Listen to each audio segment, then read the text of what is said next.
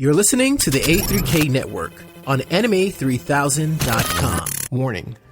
The views and opinions expressed by this producer are not necessarily the views and opinions expressed by Anime 3000, its producers, partners, or affiliates. Listener discretion is advised.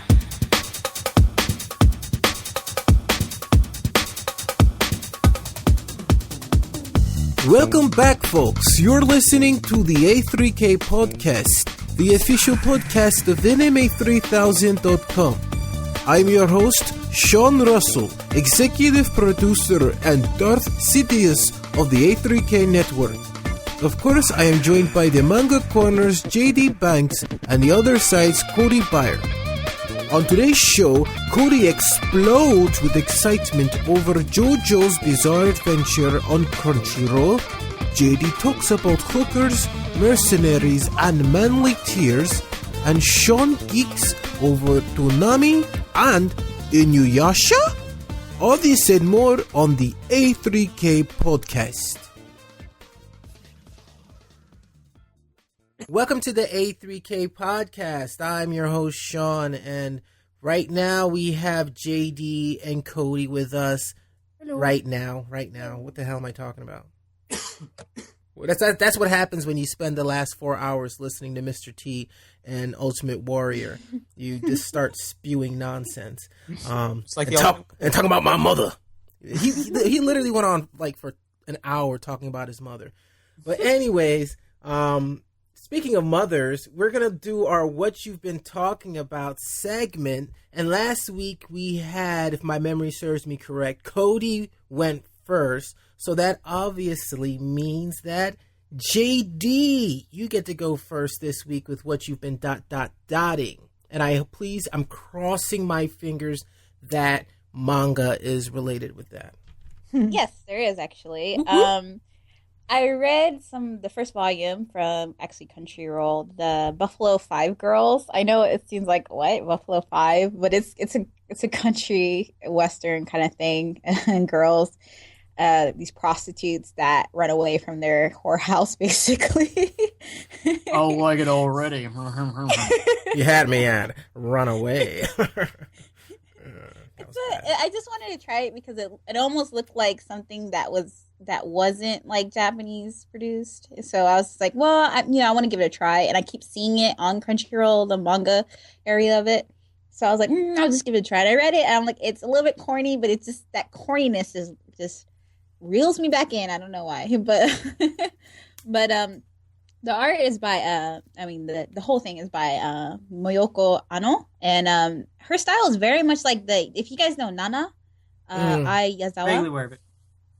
It's a shoujo manga, so that clothing, right? Artist. No, Yeah. it's like story of, I think it was like two girls named Nana, and they're very different, and they come from different walks of life, and it follows, they become friends, and it follows the friendship and the life. See. It's definitely a shoujo, but it has that punk rock kind of thing to it, because one Nana is a part of a punk rock band, and one Nana is kind of really girly and just like I want to fall in love and this and that or whatever.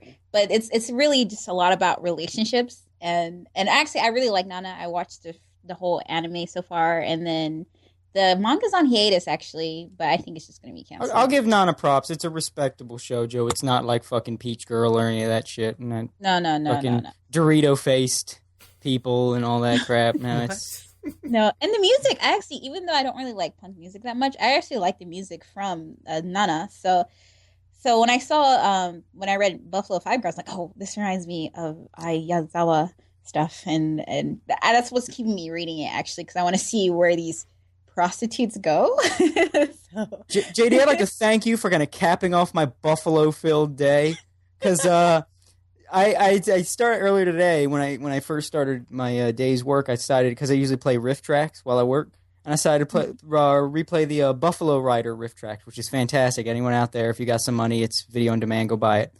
And so I was watching that, I was laughing while and then when it was over, I took a break from work to go, because I was like, what is the deal with this movie? And I've seen this riff tracks a couple times. What is the deal with this movie? So I looked up the movie and found these hilarious song shorts called Guy on a Buffalo, where some guys, like, dude from this, I guess, comedy band or something, saw Buffalo Rider and made these 4 short guy on a buffalo songs about what goes on in Buffalo Rider. Funny as fuck. So now I've just had this Buffalo this, Buffalo that, and now here you come with Buffalo 5. Today's a Buffalo-filled fucking day for me. It's the weirdest fucking theme for a day. Just random, like, you're going to wake up and there's going to be a lot of buffaloes in your life for the next 24 hours. And an interesting bit of news, the owner of the Buffalo Bills died, and they're saying that Donald Trump might purchase them. Or they're asking him to purchase them. So, and that I guess that's the trifecta of the Buffalo news, JD. Buffaloes everywhere you go. So, wow, I guess we're all responding here since I'm all the way in Japan and Cody's in the United States and everyone else. So, wow. So, Buffalo 5 girls, won't you come on tonight? Come down tonight. Yeah, and I did watch anime, actually. I don't know why I was on the Chronicles of Riddick kind of marathon, I suppose. So I watched the Chronicles of Riddick, Dark Fury, which is an animation from 2004. And it's set between Pitch Black and the Chronicles of Riddick, the second movie. And it's by Peter Noodly Limbs and Shriveled Lips Chung. But the animation is cool. I mean, I really love the Riddick character himself. I love Vin Diesel. I mean, I don't really care that much about Fast and Furious, but I do love Vin Diesel as Riddick. So just to have him as the voice for Riddick movie. Yeah, he's badass, isn't he?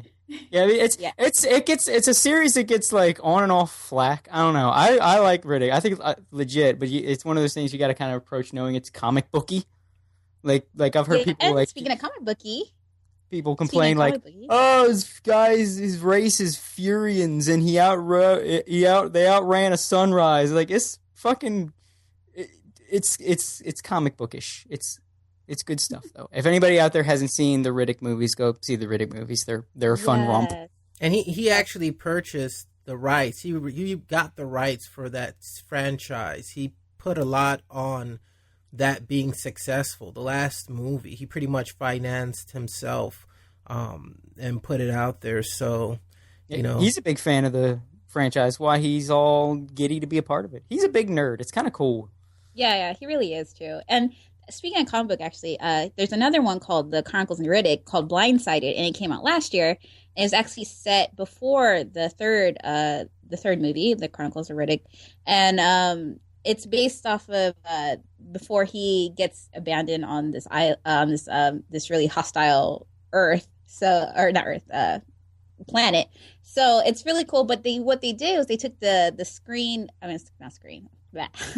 They took the I forgot what they're called, the storyboards, and they're so interesting, and they actually made them, they moved and everything, so it's like a motion storyboard kind of short film almost, or short. So it was really interesting, and of course Vin Diesel voiced the character again, but the dialogue itself is very much from the same dialogue from the last movie that came out, so it's not that different. You already know, but it's so actiony and so cool. And you're just like, oh, why wasn't this in the original movie? Why was it just a storyboard?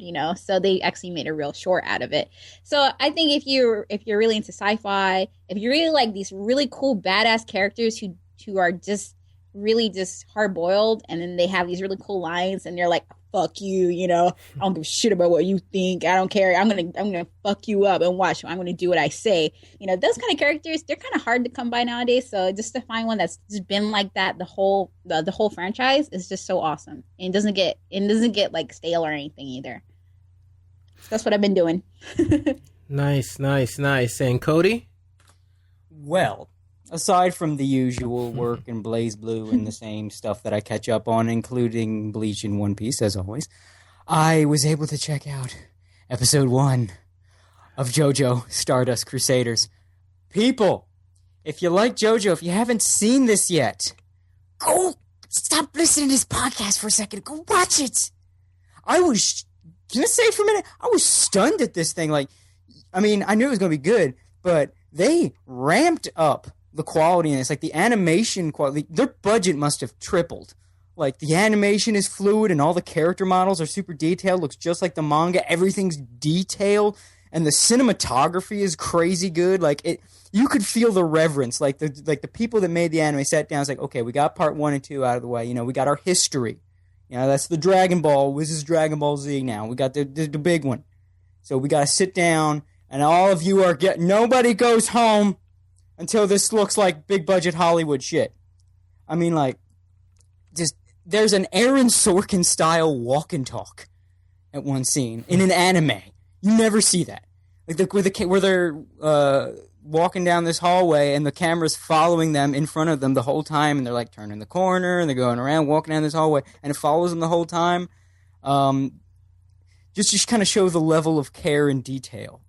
Like usually, let's say we're going to cut to a city, and it's going to say the name of the city, and then we're going to hear some dialogue before it cuts to whoever's talking. Normally in an anime, we'll see like a pan of a matte painting of the city or something like that. Not in Stardust Crusaders. The camera looks down at Tokyo and swoops down, and then while it's swooping down, looks up so we can get a panoramic shot of Tokyo Tower, and then whoosh, and the whole time you hear the officer saying, you know, talking about Jotaro and everything like that. Like, this thing is just taking cues from fucking Hollywood. Like, there's an airport scene, and usually we're used to anime where if there's a big crowd in the background, they're all static. Not in Stardust Crusaders. Everybody's moving. Everybody's going about their business. All this detail going on. These, like, you could tell they sat down and said, this is part 3. This is where the stands happen. This is fucking Jotaro and Dio and Ora and Muda and Road Roller. This is the real shit. We can't play. There's no playing. This felt like an OVA. And it was a TV series. It's amazing. It blew me the fuck away. Like I said, the directing, the cinematography, every shot is really stylized and with the cameras move, and it makes good use of computer animation mixed with the cells. It doesn't stick out. Everything just looks crisp and clean and just beautiful. Love it. Cody, how does it look? Beautiful. Love it. Look, I'm telling you, this was better than I could have expected. I'm blown away. And almost not only are they doing a visible reverence from JoJo, like doing this out of reverence, but it's almost to apologize for the rest of this horrible season we're in right now. It's like, guys, okay, nobody has anything else to watch but like moe shit and ecchi shit, and just, it's garbage. Everywhere is garbage. They're going to be coming to us for salvation. We need to give the people something to look forward to. We need to give them back their hope, goddammit. Give them back the joy in their lives. Make this shit look pretty. Yes, sir. Nice. It was beautiful. Little manly tear. I gotta wipe my tears. It's a beautiful thing. There's such a thing as a manly tear? Wow. Yeah, man. Yeah, man. When a man cries a little tear, there's something just so brilliant that even the manliest of men must shed that single tear. That's the manly tear. So is there womanly tears, or they're just tears? That's redundant. Womanly tears, that's like saying a feminine vagina. I mean, come on. It's just the same thing. But yeah, that's my Stardust Crusader wank fest. Nice. Everybody go watch it. And we have some, I don't want to say it now, but we have some news about JoJo in general a little bit later, so we'll save that for a news segment. So anything else you've been doing, Cody? You've been dotting? Besides that, just again, mostly if it's not one of the little things, either Blaze Blue or my comics. That's my life right now. Oh, you do a comic? What comic do you do? It is called Cloud Scratcher. Oh. Funny you should mention that. It's a web comic, but I'm currently working on remastering old pages because those old pages look like doo-doo, so that I can put out a print book, which is why I don't have time for anything. It takes so much work. And do you have a website for that? Yes, at www.cloudscratcher.com. Yes, folks, I am going to shill my comic every fucking episode. Nice. No. Deal with it. Or deal with it. Yeah. You thought I was going to talk about anime, but no, it was Cloud Scratcher. See what I did there? I did. That was... muta. Now, I guess what I've been doing, in the process of getting some interviews scheduled for A3K Radio, I reached out to the people of Florida Anime Experience, and then they reached back to me and asked if we wanted to run their video room and do some podcast promotion for Anime 3000. So we're working on that right now, and that's going to be fun. Delicious. Sorry? delicious. So we'll see. That'll be good promotion for Anime 3000. So as that starts to come together, I'll talk about it more on this podcast.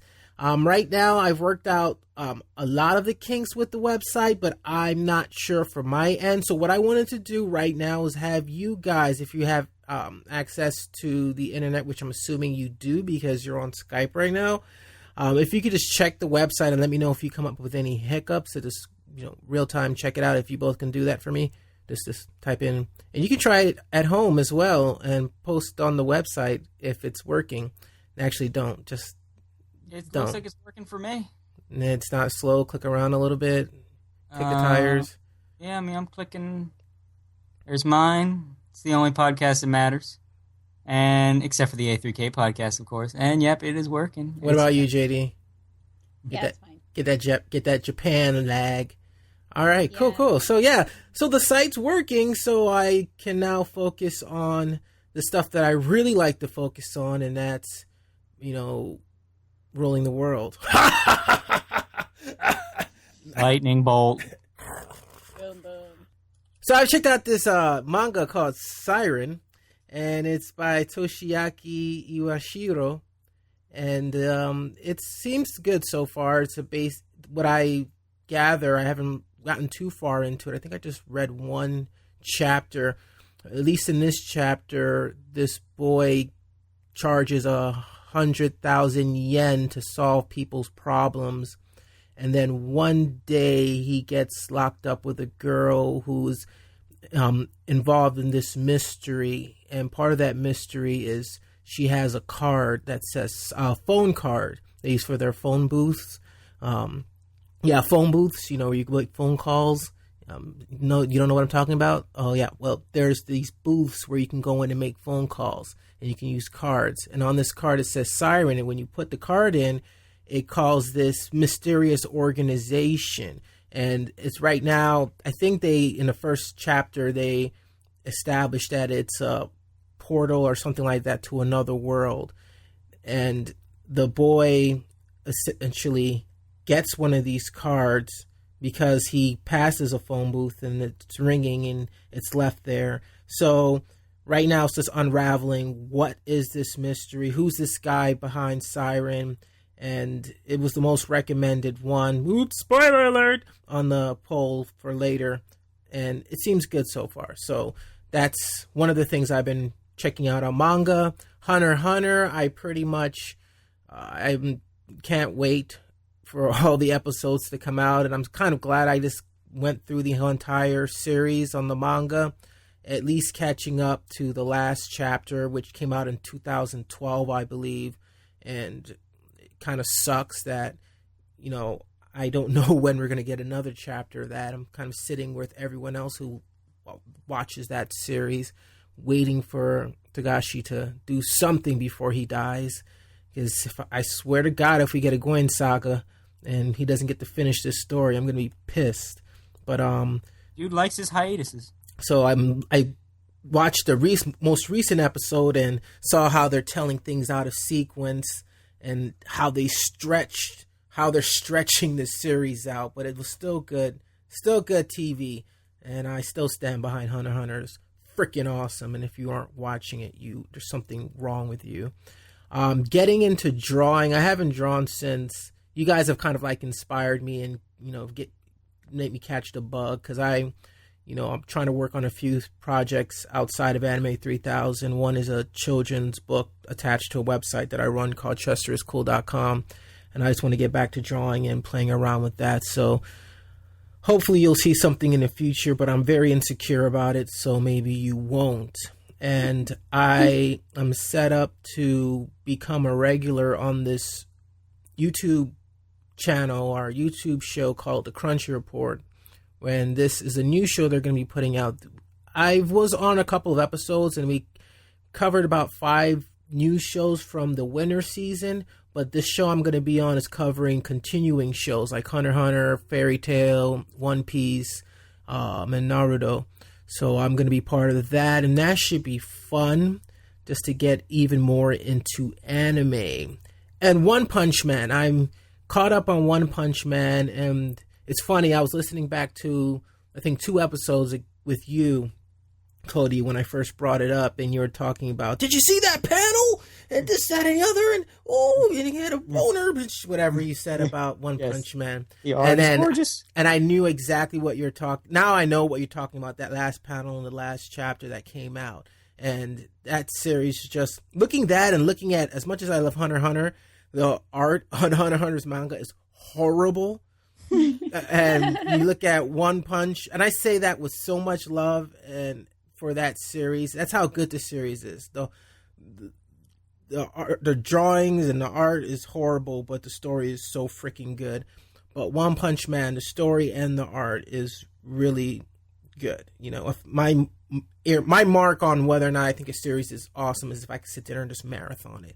And One Punch Man is one of those series that you can just start reading and not stop until not even feel like, let me just read one more. It's like, where's the next chapter? Hello. It's supposed to be every week. I'm looking at the dates. It says every week. It's been 2 weeks. What the hell is your problem? So I'm becoming obsessive about that. So that's what I've been doing. And what I'm going to be doing right now is going to a quick break. And when we come back, we are going to go into our poll question, because she's a private dancer and she dances for money, and she has questions. What you want me to do?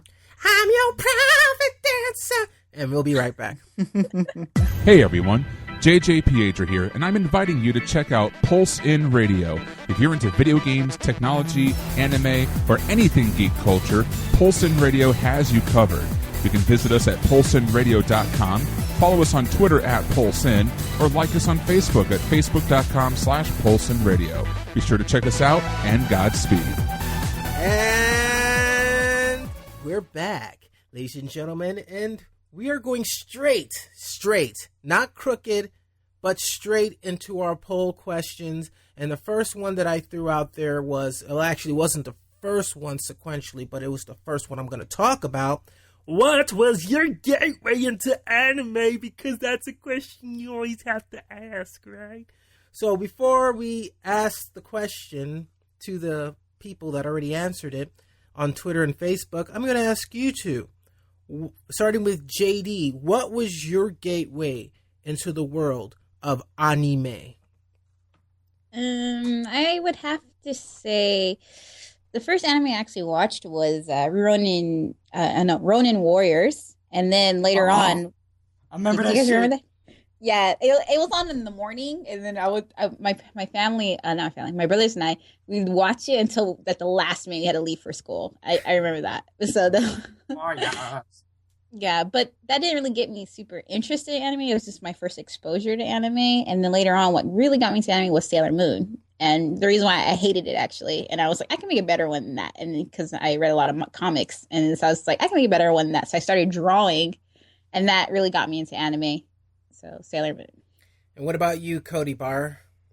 Well, again, like JD, I was exposed to anime before I knew what anime was. You know, there was, because I watched a lot of Cartoon Network. I loved animation as a kid, so much so that if you try to give me live action TV, I'd be like, I was stupid like that. Like when Power Rangers came out, I was like, this is live action. What is stupid? This will be cartoon. Like, I'm not even kidding. Like, everyone's like, hey, Power Ranger. I'm like, it's not even a cartoon. It sucks. I was that hardcore when I was a kid. So when Cartoon Network came out, and that was my jam. That's all I watched. Everybody's watching Nickelodeon. Nope, Cartoon Network. I'm watching those old cartoons. Even back when Cartoon Network showed nothing but old Hanna-Barbera shit, man, I was hooked. They started playing that original stuff, and then Cartoon Network brought us a little thing. Let's hear it, everybody. Toonami. And Toonami, first had all those action cartoons. Anybody remember Toonami before it even had a single anime? I do. Had like fucking Thundercats on there and other shit. I don't remember. But and then wasn't that one when it had Johnny Quest on there? Yeah, Johnny Quest. That shit was awesome. And Moltar was the host. And then they had a little thing. They dropped a little thing on us called Robotech. And Robotech was what got me into it, because I was already into like the kind of it was two things. It was Robotech and something else, but it was a little story, a little progression. So like I was always into like the action cartoons that had like a continuing story and all that. Like I love Gargoyles, that was my jam. And here comes Robotech. It's like that. Now, again, when I went back and watched, like, wow, this is corny and the actors couldn't act yet. And it's weird hearing Tony Oliver not be able to act, hearing him now and knowing that he can now. And hearing him as Rick Hunter's like, wow, that's stilted as fuck, dude. But you go back like, wow, this cartoon has a continuing storyline. And then, like, the first episode, did people just die? Like the bad guys are shooting down the good guys, and you hear the screams from the cockpit, and there's no parachute, and I'm like, did people just die in my cartoon? And then, like, 10 episodes in, one of the main characters dies. I'm like, what? Especially because I always love villains. I love villains. So, see, sometimes the villains won. I was like, you mean it's not the good guys don't always win at the end of every episode? Be still my heart. And then another little thing, around the same time, it's a little perfect storm, because another little thing just happened to air on HBO, and I happened to be at my grandmother's house in the basement. Everybody else upstairs having some family thing. I don't even remember why I was down there. But I flick on the TV, that big old screen TV she had, and it was on HBO for whatever reason. A little thing was playing, a little beautiful thing by the name of Street Fighter 2, the movie.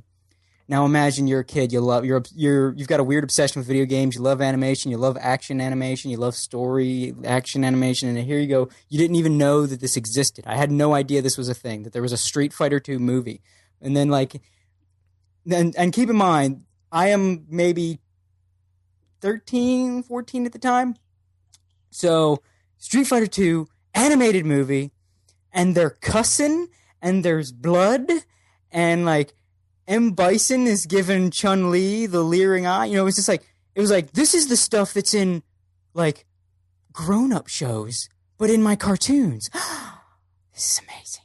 Like, there's obviously been cussing in cartoons before, but it's always in, like, Simpsons or Beavis and Butthead or something. Like, this is the kind of cartoons that I was into that was, like, let's say, being mature, that wasn't being hampered down by restrictions for being for kids. So I felt liberated, like, they're growing up with me. And then it just inspired in this whole, like, finding out that this was all one thing, Japanese animation. It's like, oh, well, I gotta find out more of this stuff. And then Toonami was there airing more anime, and I'm like, yes, bring it on. And at the time, a little less discerning of a taste than I had now, and then Cowboy Bebop, and then the rest is history. Nice. Beautiful tale. And I've told this story countless times, but it started with Sailor Moon, then it progressed into Dragon Ball Z, then this is all Toonami from Dragon Ball Z on, and Cowboy Bebop was when I got really hardcore into it. We got really hardcore on the smack, and then then I got to a local video store where I was able to rent, a local comic book store that rented DVDs and VHS tapes. And from there, I just pretty much, spoke to anybody that watched anime and said, what should I watch? And they said, watch this. Then I said, okay. And I watched it. And then I got really into it that way.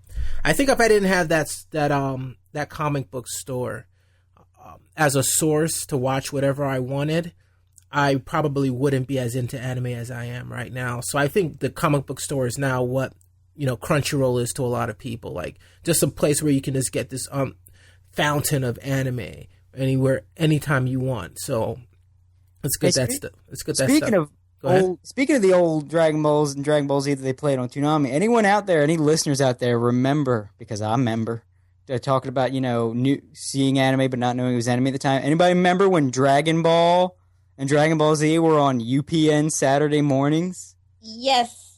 I used, because I didn't have cable, so we used to watch UPN's kind of like the ghetto station. Yeah.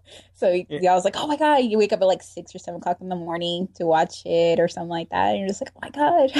I remember it being on Saturdays, super early on a UPN affiliate. It was so weird because I saw Dragon Ball Z first. I don't even remember where, but I saw it first. And then I'm up really early for whatever reason, 5:30 in the morning. Turn on.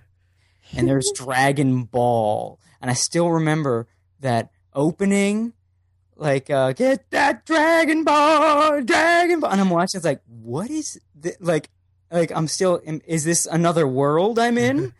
And then I kind of noticed, oh, it looks older. This is, before that other show. This is, the prequel. But this was, obvious, because I could tell, watching enough cartoons, you could see the age in animation. This is older looking. whoa, this is like a secret old show. That was like before that other one. Oh my gosh, Piccolo was a bad guy. They weren't even there. They were like fucking like Boss Rabbit. I remember that was the one I saw with the turning people into carrots by touching them. I think Cartoon Network is awesome for bringing that show back because after I like start watching that show from the beginning on Cartoon Network, I was like, this show's actually if good, if not better than DBZ. It's like really, really on point. But but that was a segue, or that was a gateway into the question, what's your gateway into anime? And here are a few of the of what people have as their gateway. The first one, obviously, it's probably a gateway for a lot of you listeners, is Evangelion. And this was the SBS broadcast in Australia around the summer of 2000, and that's Bruce MCF from Twitter. So Evangelion, which another good thing about these shows, and not necessarily a good thing, but another thing about these shows is how they've aged. And, you know, a lot of these shows at the time did hold a lot of significance, but as things progress and other shows do what they've done better, you know, you're just a lot of times just writing off nostalgia. I'm not saying Evangelion is one of these shows, but I do remember around that time it being like super hyped. Like if you imagine how much Attack on Titan is hyped right now, Evangelion was like that. Robotech, that's Earth. Speaking of gateway shows, it didn't age well. that's Earth. And that's actually one of those shows that was taken and chopped up from multiple series like Voltron, and put down into one show. Star Blazer is another one, and that was from Earthman 3000. Hey, I should sue you. No. DBZ, and that's Gear 9000. No, I hope it's not that. DBZ. So I would count DBZ in my clump of places. Late night anime on Adult Swim. Oh my gosh, to me that's the golden era of anime, man. Like when you can know at midnight, and tell me if I'm wrong, guys. Like at midnight, and it's like seeing those commercials, like Inuyasha's coming. It's like, oh, that's an anime I've heard about. People are talking about that anime. It's not like now where it's like, oh, this anime's out. Oh, tomorrow it's out. It's like there's this big hype over it. Yu Yu Hakusho. Oh my god. Yu Yu Hakusho, I'm geeking out right now over anime. Like, Yu Yu Hakusho, when that show came on, oh my gosh, that like changed everything for me. It's like, this show was like the best thing I've ever seen. And Rurouni Kenshin, although I was like Toonami, but those shows, you know, take as much credit as Cowboy Bebop takes for me being a fan of anime, because it was like, it's free and it's awesome. I still remember Rurouni Kenshin because before it was even on Toonami, this is actually a really funny story. I knew a guy that was also in anime in my school, and he had the tapes of the whole like Rurouni Kenshin up until the Kyoto arc. Like right before the Kyoto arc, he went all that shit on VHS. And I'm like, he's like, you want to borrow that? And I'm like, sure, I'll let you borrow. And he brought me this whole backpack full of tapes, and I bring them all home. I'll watch them all, and I'm all ready to give them back to him. Dude never shows.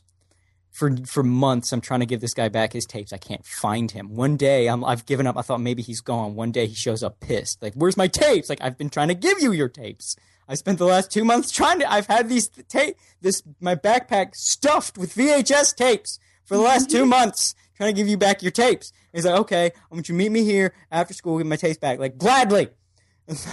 So because I didn't have them at the time, so I was like, tomorrow I will meet you here at this spot after school with your tapes. I show up with the tapes. He's not there. I never saw him again. I have a shitload of Rurouni Kenshin VHS tapes that belong. I accidentally stole from this idiot. And never took his tapes back. And that sounds strange. Yeah, and sounds very lucky. Sounds like he died. I mean, I'm not going to complain. I mean, I watched the shit out of him because that was a lot of Rurouni Kenshin. I just played that shit in the background while I just chill in my room or whatever. But, like, I still remember because, like, when they hit Toonami and everyone was talking about it, I felt almost like a hipster. It's like, you know, I knew about Rurouni Kenshin before it was cool. I feel bad for all these youngsters now. It's like, you can't ever experience that. Like, that time is gone for you. And we got to experience it and experience what you're experiencing. So you suck and we rule. And that was from Still a Ginger. And Sailor Moon from Otaku Review. Sailor Moon. Now, Sailor Moon was the first experience for a lot of people, only because it was it came out felt like Sailor Moon was in an island by itself in syndication. There weren't a lot. It was like shit, like Robotech and crap. Nothing. Sailor Moon for a while, then Toonami. So a lot of people who were getting into it in between that time, all you really had was Sailor Moon, like it or love it. And same at DBZ, they were airing on I think Sailor Moon was also on UPN. No, I'm talking about no. I'm talking about the syndicated Sailor Moon. This before Toonami picked it up, and that's what I'm saying. I think it was on around the same time as DBZ. I came up for it. I remember DB. Well, you're probably right, but I remember DBZ for me, and a lot of people that I've spoken to remember the DBZ from Toonami, and that's the DBZ I'm talking about. Sailor Moon that I'm talking about is from the UPN affiliate days. The next one is Toonami, but I didn't know it was anime back then. Oh my gosh, I feel old. They're saying that like it's Voltron. Toonami, but I didn't know it was anime back then. So I'm going to say, I'm going to say Code Geass. Not a bad anime to jump into as your first. That's a new generation. Oh my God. We're old! Code Geass. That's like my 57th anime. Yeah, I know. Jesus Christ. Blue Nishiki. At Blue Nishiki. Okay, now I feel a bit better. My daughter watching Dragon Ball Z years ago. I'm hooked for life. Yeah, baby. Yeah. I added that extra yeah. And that was Cajun Dragon 69. I'd say that's a sexual position. Hey. That's Cajun sounds like the year of their birth, eaten. Probably. What'd you just say?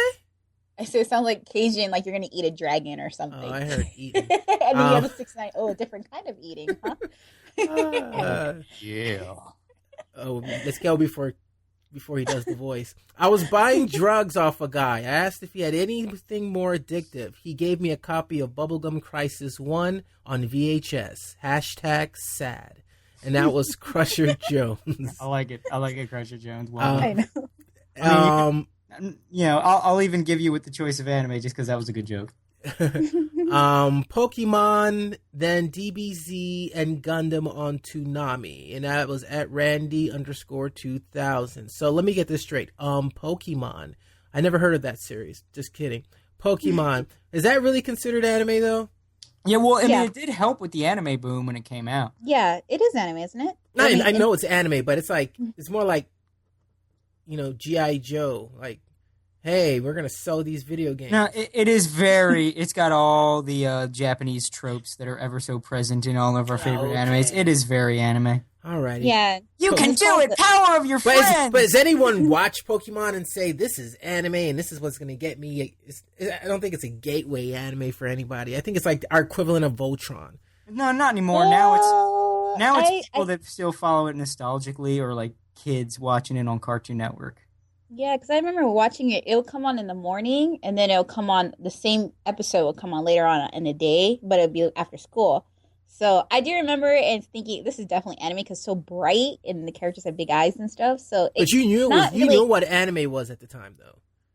Well, around that time, a little bit before that, that was when I learned about Sailor Moon, and then that's when I heard, oh, this show is anime. Oh, okay, and that explains why it's so bright and all about friendship and stuff like that. And these weird little cute animals and stuff. But in Japan, it's not called Pokemon; it's called Pocket Monsters, and then Digimon was digital monsters. So it's kind of, you come here and you say Pokemon, and they're like, what?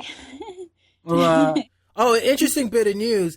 We actually got a favorite from the Digimon official Twitter feed, which is pretty cool. At least for me. We got DigiFave. I'm Pokemon. Oh, whatever. John Ross, I'm going to come down there and backhand you if you keep doing that. Doing what?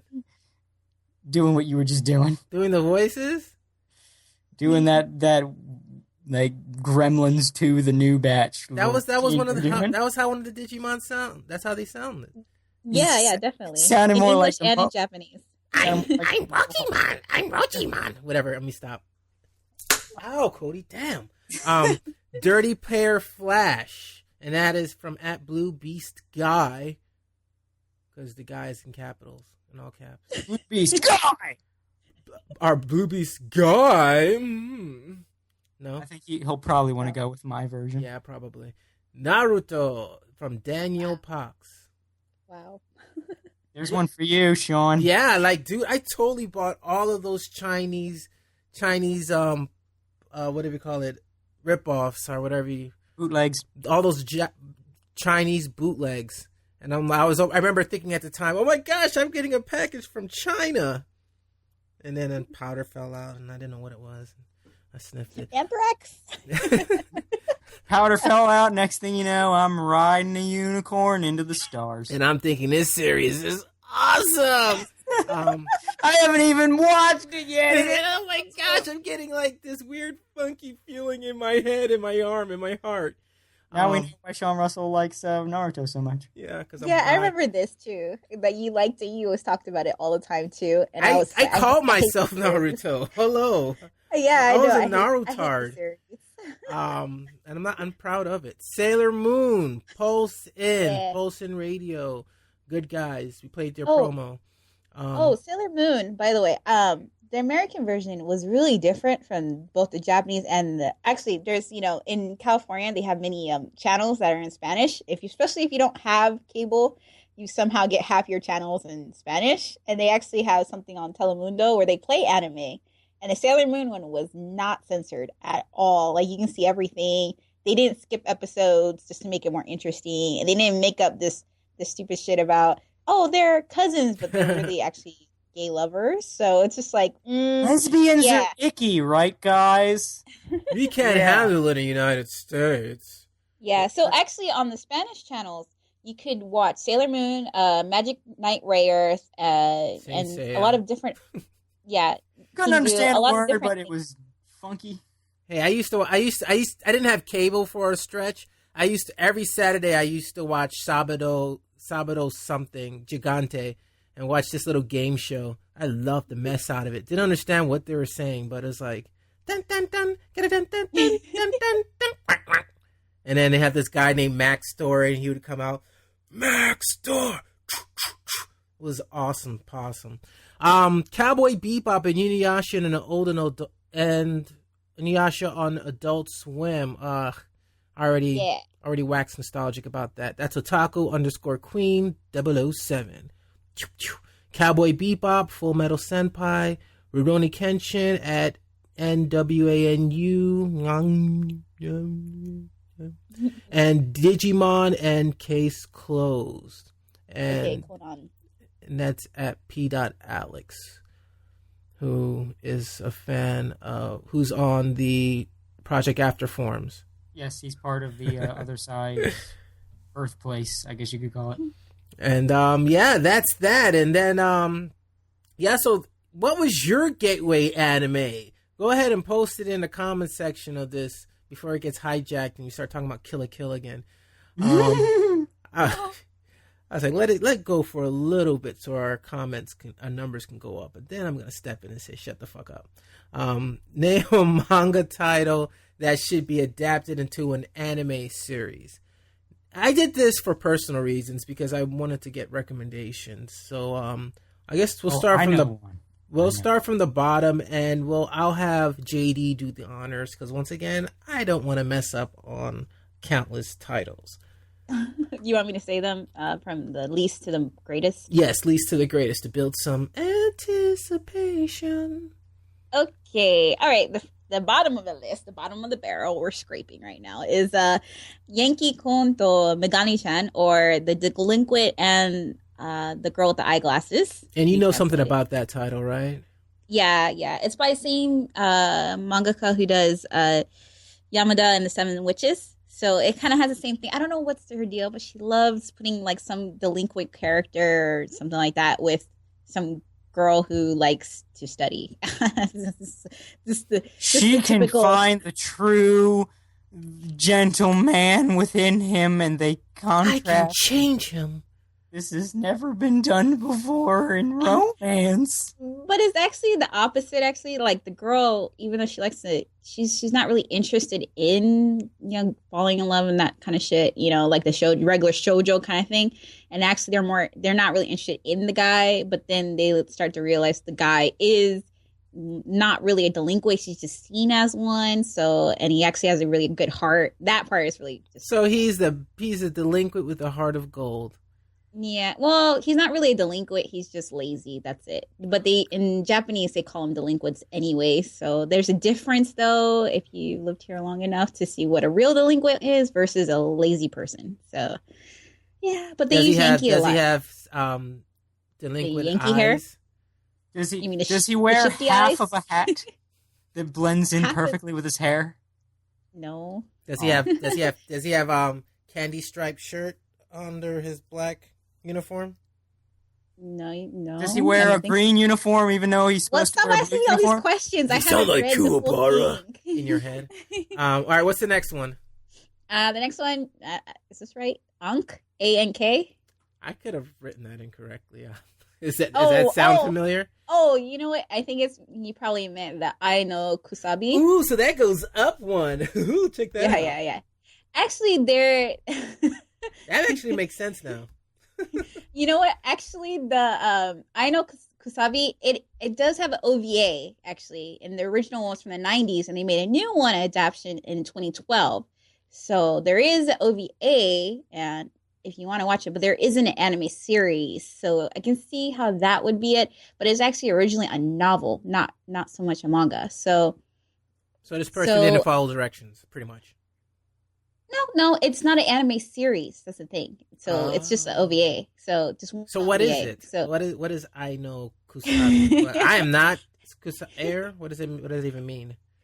I don't know what Kusabi means, like love of something, but it's basically a yaoi.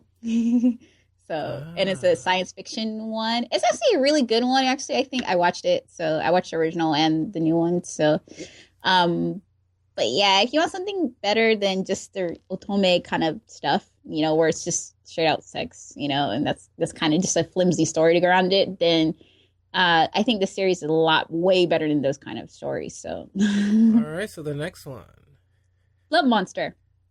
How do you pronounce that? Love Monster. Oh, you want me to say it the Japanese way? No, I was joking. Love Monster. Love Monster. Labu Monster. It would be Rabu Monster. Labu Bakekun. I don't know the style, so I can't say anything about it. Next one, Fairy Tale for a Demon King. That it? Oh, I heard fairy Not Fairy Tale. Fairy Yeah. Tale for a Demon King. Actually, like a fairy tale, like Hans Christian Andersen. Andersen, that's who. Well, all right. That happened. Yeah. Anything you can tell me about this wonderful series that needs to be adapted immediately to an anime series? No. Okay. I don't know the series. So Moving on. I know Fairy Tale, not Fairy Tale for a Demon King. Okay. Blazer Drive. Next one. And then the next one after that is Until Death Do Us Part. And I'm guessing that's a shoujo. But it sounds familiar. I don't really know it. I'll have to look it up. But it sounds very familiir. The next one is... That'd be funny if this guy was like really... the person who voted for that was really confused and like saw a cheesy like direct-to-video horror film about like a bride that kills husbands and thought this should be an anime series. Didn't quite understand the criteria for this. The next one is Ajin, and that one didn't you like that series? Or yeah, I'm watching. I'm reading that on Crunchyroll right now. Yeah, definitely good stuff. Really good stuff. Oh. The next one is Flunk Punk Rumble. I bet it's a fighting one. So, the next after that is The Breaker, and actually I've seen this a lot for manga. It's pretty popular. I don't know. It's not as popular as like One Punch Man, but it's pretty popular here too. It's catching on. Yeah, it's catching on. Next one, All You Need Is Kill. Everybody now. All you need is kill. Yeah. Kill. Kill is all you need. Next one, of course, is One Punch Man. Woo-hoo! Yes, I want that one too. So. Read it, watch it, love it. My only issue is it seems like, I mean, I haven't read it yet, but everything I've seen of it, I want to read it, looks good, and of course the art's fantastic. But if you do an anime, you're going to lose something in that art department because you can't animate art that gorgeous. You have to tone it down, so you're going to lose part of the magic, and that's the only. Maybe that's why it's reservation not. I have. Maybe that's why it hasn't been adapted, because the artist is like, hey, if you can't do this, don't do it at all. Well, they've done animation of Berserk, and if there's one manga that outdoes One Punch Man in the art, it's Berserk. So. And we see how long that took to come out with an extra couple of episodes. Yeah, but One Punch Man, I think it'd be a good anime series because it kind of reminds me of DBZ and some other the feeling from it, like that kind of fun, but it can be serious kind of. I've honestly have never read or seen a series like One Punch Man because it has that perfect balance of comedy and action that I don't think any series has ever been able to successfully put together. It's almost like a parody of an action series, but it does action better than most action series. Yeah, I agree. Because he's like, this dude literally just, it says it all in the name. He one punch and he kills anybody. It's not like, well, I finally come up against a villain that is, gonna show me that no, it's one punch. It's hilarious, but definitely One Punch Man. Please read it, watch it. I want to see in the comments. You guys talk about One Punch Man I watched it, and oh boy, it's amazing. Talk about it some more. That would make my day. Let me see that in the comment section. Let me hear it in that voice. Yeah, in that voice. I want to see that voice in your writing, and then I'll be like, you are an excellent writer. Okay, next one is Nanatsu no Taizai, and I got 2 people voting for it, and I don't really know the series, so do you guys know it? No. Nope. I can pretend. I know of. Is it know of? You're aware of? You know of? You've heard of it? No, what is no in Japan? Like, no. Oh, it's kind of like a of or it's like kind of linking like a possessive marker, like my thing or something like that. Yeah, like of or almost apostrophe S. Yeah. So it's Taizai of Nanatsu. So I'm guessing that's the name of the person is Taizai, and they're from Taizai's Nanatsu. Yeah, and they're Nanatsu from of Taizai. Yeah, they're from Nanatsu. And the last one at the very top of the list, so we're out of the barrel now, is Siren. Woohoo! Which is Sean's recommendation over here. So yeah, I'm checking it out. It's good so far. It's like a psychological mystery type show. I think if this was made into a series, it would work really well. I think people would dig it. They'd dig it, brother. Oh yeah. And I didn't ask you guys. That's how I usually start it off. So what would you guys like to see adapted into? I already know. You don't even need to ask because I already know what needs to be made into anime. Has anybody out there ever heard of a manga called Frank and Fran? Yes, I've heard of it.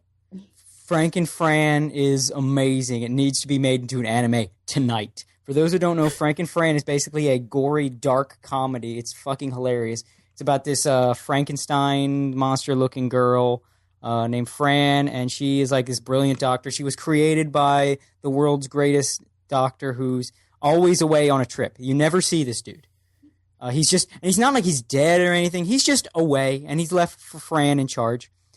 Now, here's the thing. Fran is she's an artificial creation, but she's, got all the emotions. She's not like a robot or anything. She's not going to, find what love is. I mean, she always has a weird crush on her creator, which is played for laughs. And the thing is, she has all of her creator's medical knowledge. So she's basically the other greatest doctor in the world. But she is so dedicated to saving a person's life. She has no concept of fate worse than death. Because in her mind, there is no fate worse than death. So, and people will come to her because she is, again, this brilliant doctor. So if they have a problem no one else can solve, they'll come to her. And usually it either ends up bad, or if if you come to her asking for something greedy, she'll give it to you, but she'll give it to you in a way that is like fucking horrible. Like in the second, like one of the good examples of like her, do anything to save you. I mean anything. And I think the second chapter, it has the story of this nerdy guy who falls in love with this beautiful girl, the popular girl, and it has a little thing, and they're just starting to get a little friendship, and then she's hit by a bus. And so she's brought to Fran, and Fran knows a way to save her.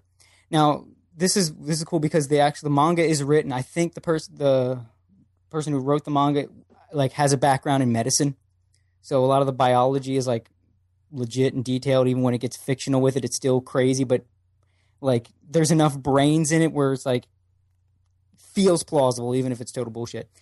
Like, ends up integrating like the girl with DNA of a caterpillar. And the idea is she will exist as like she's basically a human head on a huge caterpillar body. And then she'll be like this for a while, and then she'll cocoon. And then when she comes out of the cocoon, she'll be totally fixed. And so for a while, it's like a touching story. He's nursing the caterpillar. She's like, oh my God, I'm hideous. Like, no, I still love him. It's a very touching story and everything like that.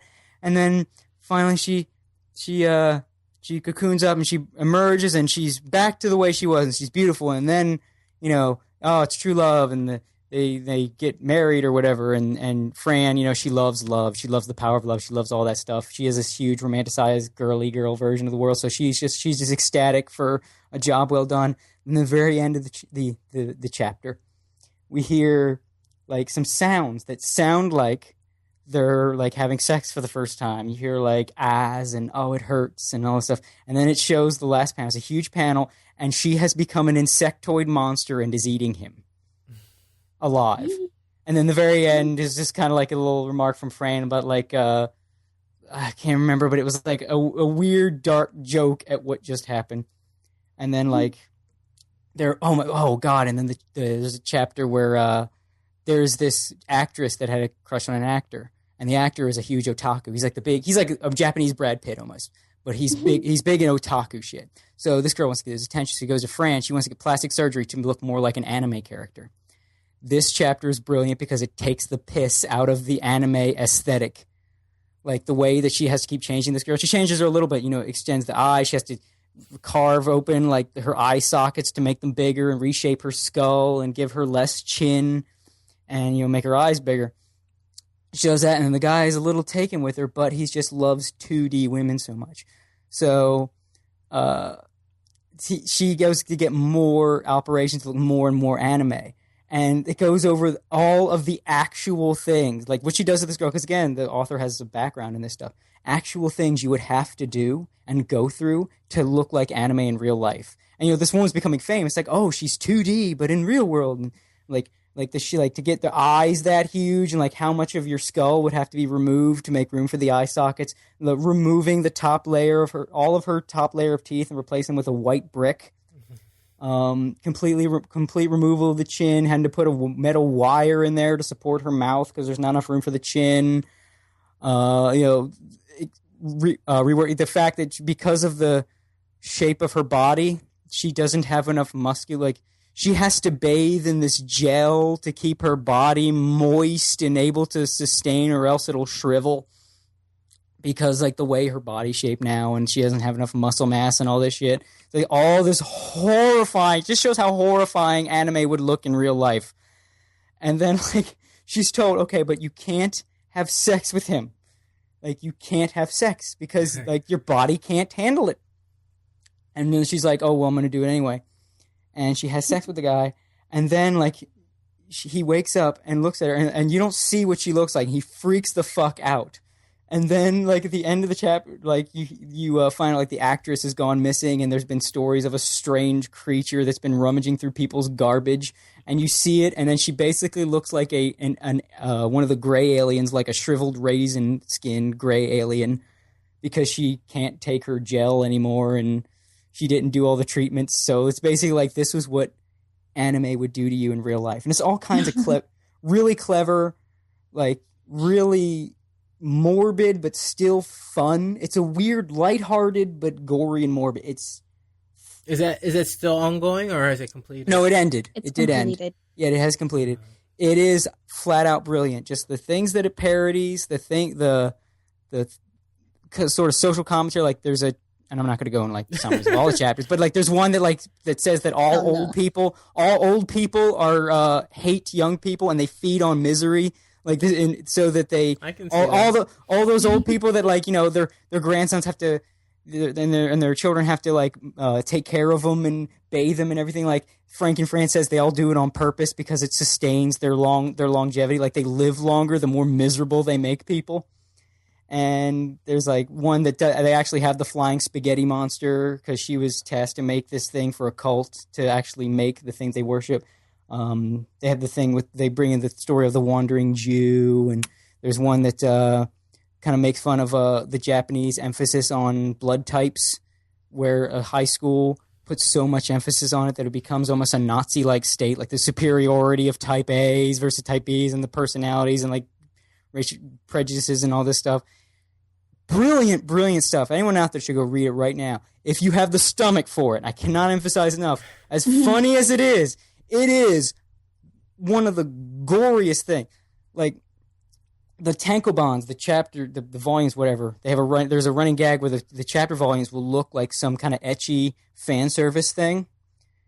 And like the characters will be done up prettier than normal and look like but then like you open it up and the inside cover is the same image, but now it's grotesque in some way. You've convinced me. I'm going to check this out. Frank and You know what this reminds me of? It reminds me of it's like kind of like a reverse, like it's like a weird like Pet Shop of horrors mixed with like Blackjack, but a female version. You know? I was thinking Blackjack when you first started talking about it. It is, and I didn't even get into all the great characters. There's a whole great cast of characters, and again, it's always like as dark and fucked up as it is. There's a weird lightheartedness that always keeps the heavy, nasty shit from becoming oppressive, and that I think is the most brilliant touch. That is as horrifyingly as this thing can get. Like there are more than one occasion where children are mutilated, but there is just this tongue-in-cheek lightheartedness that always makes it okay, and it's just brilliant stuff. And that needs to be an anime tonight. Fuck this movie shit. Fuck the anime version of 50 First Dates. Fuck all this stupid ecchi crap. Let's get a Frank and Fran anime. And while we're at it, let's get that Spice and Wolf Season 3. Let's get this good shit.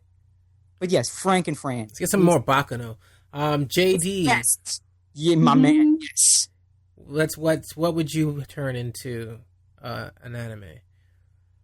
Well, there's a lot of there's a lot of manga I like, and one that I could see being a successful anime series maybe is World Trigger. I know it's not like the same level as Frank and Fran, but I can see that as being like a successful anime series, and especially to replace like Bleach or some kind of action anime like that. That, and of course anything by Junji Ito. He's a horror mangaka. God. And he did. Do you know who I'm talking about, Cody? I know who you're talking about. Yes. See, you're talking about Frank and Fran, but before that is Uzumaki and Ito, and there's many different series that he did. Junji Ito is the Japanese equivalent of the Sci-Fi Channel and Asylum Pictures. I swear to God. Yeah. The fucking ice cream story. I just remembered that. That is so goofy. So, like, Junji Ito is like, he used to be a dentist, so that's why he knows a lot about the body and stuff like that. So usually when you find mangaka who were in some kind of medical field, they always put it into the manga. And I understand this because I actually have a degree in physical therapy, so I understand when someone actually understands what they're talking about when it comes down to medicine. So I'm like, oh, okay, I know what that is, or whatever. And it's like, yeah, they understand. So he definitely, anything by Junji Ito would definitely make an awesome like anime series. Didn't they just adapt something he did? Like I think it was like a movie or something? Like some about sharkfish? They probably did Gyo, which is which has the fish in it. Yeah. And I have the first volume of it, but I haven't gotten around to getting the second one. I really his work is basically worth collecting. you know, not even pirating, just collecting, because it's so beautiful.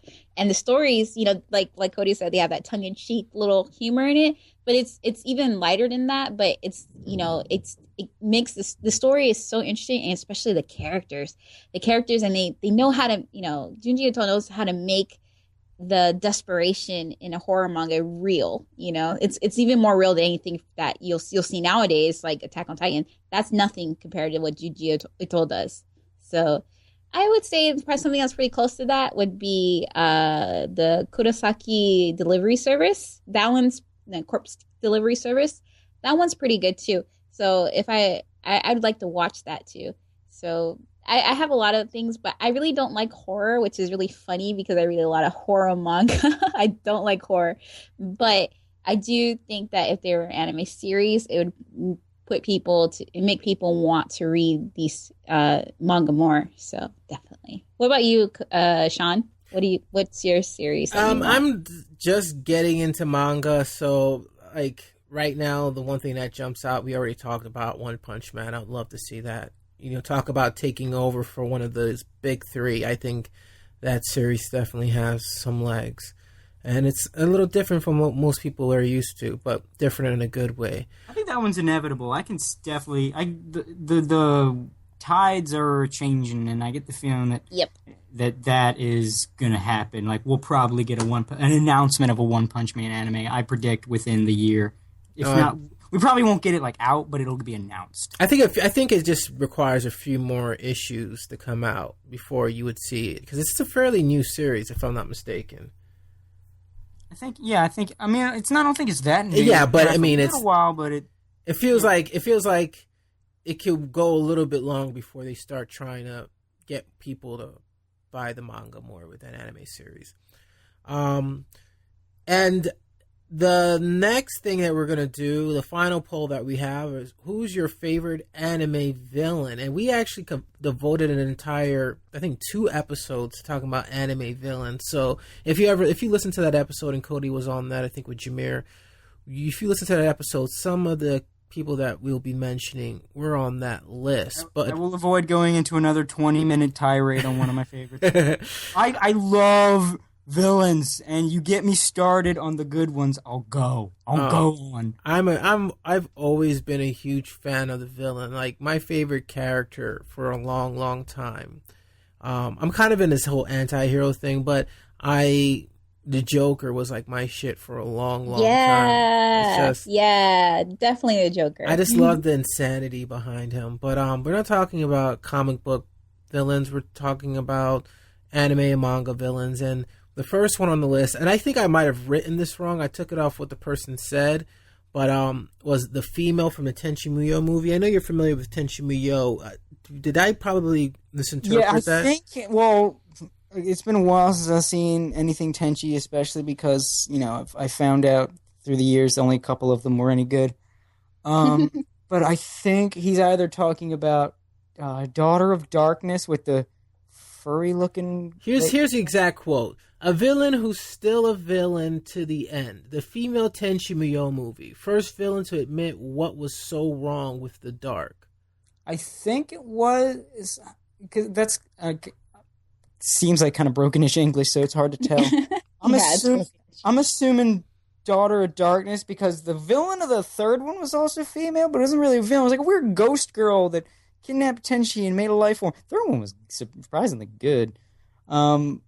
Second one was dumb, and I think it was with the villain from the second one. Because I barely remember the second, because I saw it once. I'm like, I'm not watching that one again. So it's safe to say I should skip and go to the next one. Yeah. All right. Yeah. Hisoka from Hunter x Hunter. Awesome villain. Why? Because he's pure insanity. And if to describe Hisoka, if none of you are familiar with him, he's pretty much dressed like a clown.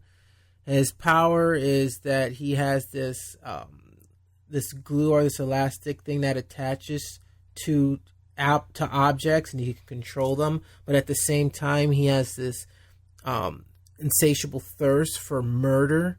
So you would love the bad guy from Blaze Blue. I swear to God, you would love this guy. But the thing about him though is he's kind of on that fence of he will help you. He will save your life just so you can get stronger and he can kill you later. So like he has this weird fascination with the lead character, the main character from Hunter x Hunter, where he has the opportunity to kill him multiple times, but he holds himself back.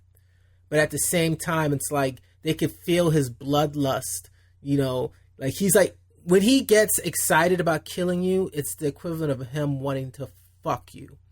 and you see that. You see him like, he almost had like a pedophile sort of look on his face, like, young boys. But in his mind, he's thinking, oh, I want to just take your heart out and rip it into 10,000 pieces and then put it back into your body and then see the blood squirt from your mouth as your heart falls apart inside your body. Like, they convey that in just the look in him. And I think that's but he's like that cool villain. He's like the Joker, but in a more sadistic sort of way, if you can imagine that. Yeah, so Hisoka, he's pretty awesome. And of course, he's got to be a little awesome because he just so happens to be inspired by Dio Brando. I'm just saying. A lot of maybe from the Stardust Crusaders, because the Dio Brando that I saw from what I watched is pretty generic. But then again, that was from the 80s, so maybe it's just because I've seen so many people that have built on his persona that I'm desensitized. Inspired a lot of those people that you're thinking of. Yeah, I'm saying, babe, you're right, but at the same time, talking about standing the test of time, you gotta separate nostalgia. I'd say flat out, that dude does stand the test of time. I mean, we all remember, like, everybody listening out there, you know that scene when that woman said, when Dio was turning everybody into his vampire army, and the woman with her baby comes like, please, just take me instead. Don't turn my baby into a vampire. He's like, okay. Turns into a vampire. What you do? Eats her baby, and he just laughs because he knew that would happen. And then the dude's so evil when he fucking shows up at the mansion. There's that evil choir, and he's just the shit that he fucking, just because the main character's dog growled at him, tried to bite him. Just for that, and just to fuck with the main character, he puts the main character's dog alive in the trash incinerator, and then they hear like, is that a noise coming? Oh, whatever. And then the guy's dog burns alive because Dio's an ass. That's a villain right there. That's some sadistic shit. And then the next person that I have is Takano Mio from Higurashi. Anybody know about Higurashi? Isn't Higurashi that thing where, like, it's all the anime people that make the goofy giant eye, giant mouth that's supposed to be scary laughs? It just looks like the stupidest thing. I think it was based off of a hentai game, right? Or something like that. Sign. No, they have Higurashi. There's a manga, and I forgot something. They cry or something like that. I think that was. I think that's from the same line, but I remember Jameer was talking about this. I think When They Cry is from the same storyline, but not Higurashi. Yeah, I didn't like the When They Cry because this is so generic. It's just about a small town that's really that some transfer person goes to, and it's like a really weird, creepy town. But I didn't really like it because the pacing was so fast. So I was like, I'm not gonna read the rest of this. The only thing I know about Higurashi is what little I know of it is goofy. And when they try to like make, oh, they're so scary, look how psychotic this person is, they make the goofiest psycho laugh face. And it's like, there is nothing creepy about this face. This is like the most try-hardy, this is what a low functioning autistic thinks that psycho people look like. Yeah, like that's not. Yeah, no. If you read horror manga, that's like child's play compared to real horror manga. That is not psycho. That is like someone just found out their mother died and you tickled them at the same time. So there's the shock in their eyes, the big laugh from both screaming and being tickled.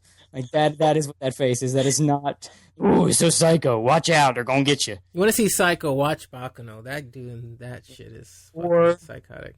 The best example of a psycho in anime. I'm talking about Johan from Monster. Everybody go check. I gotta watch Monster. Oh, yeah. Is that the one? Is that the one that was by wasn't Urasawa? Yeah, Urasawa. Yeah, that is just the manga, and there's an anime too. The manga's awesome. There's no other way to describe it but brilliant. It's fucking brilliant. And speaking of brilliant, no, I'm just kidding. Pain, Pain from Naruto. He's a pretty good villain. If you watch the series, if you don't watch the series, then he's probably generic. Blah blah blah blah blah. But the thing I like about him is he's built up as the leader of the Akatsuki, and if you follow the series for, episode upon episode, hundreds of episodes, they built this group into this big thing, this big mysterious thing, and you kind of find out where he plays a role into it. And he's pretty much like, towards the end of it, he kills off so many different people, and he eventually, at the end is the most ultimate bad guy in the whole entire series, and his undoing is the power of friendship. But he pretty much kills himself. In a sense, whatever. Okay, I already spoiled it. But anyways, wait, is this Naruto Shippuden? Yes, not Naruto, right? Yeah, I watched Naruto just so I could watch Naruto Shippuden. I hated Naruto the series, but I like Naruto Shippuden, and yeah, I agree with you. Pain is pretty cool, Yeah, he's a pretty cool person. Xanxus, Reborn. Xanxus from Reborn. Oh my god, Reborn had the potential of being a really good series, but it takes way too long to get started. Once it does get into the action scenes, it's a pretty good show. But to that end, I couldn't even tell you who that is, even though I got it up to 80 episodes. I don't remember any of the. I remember vaguely the characters. So, do you guys know who this guy is? I know nothing about Reborn. Yeah, so we'll move on. We'll skip this next guy because I don't think he's that cool. Perfect. Just kidding. I can't even follow you. Where are you on this list? I'm going from the bottom up. Okay. Like we always do.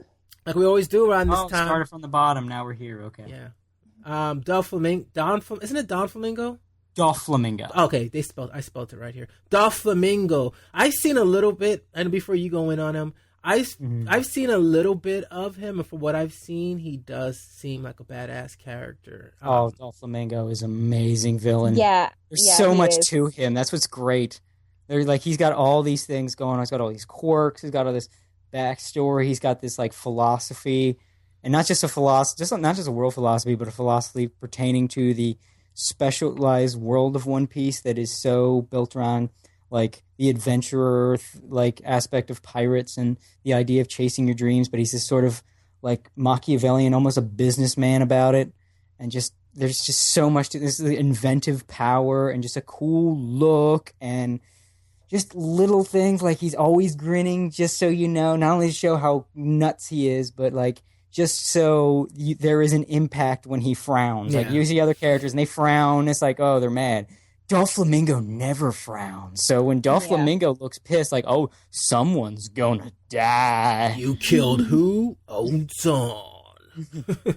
I'm gonna string you up. That's a legitimate pun. Up by your fucking nuts, boy. Yeah, so Doflamingo. Huh? Okay. Next, Perfect Cell from DBZ. Legit, he was cool. I'm not gonna lie. One thing that sold me on Perfect Cell was, and I see this in a lot of other characters as well.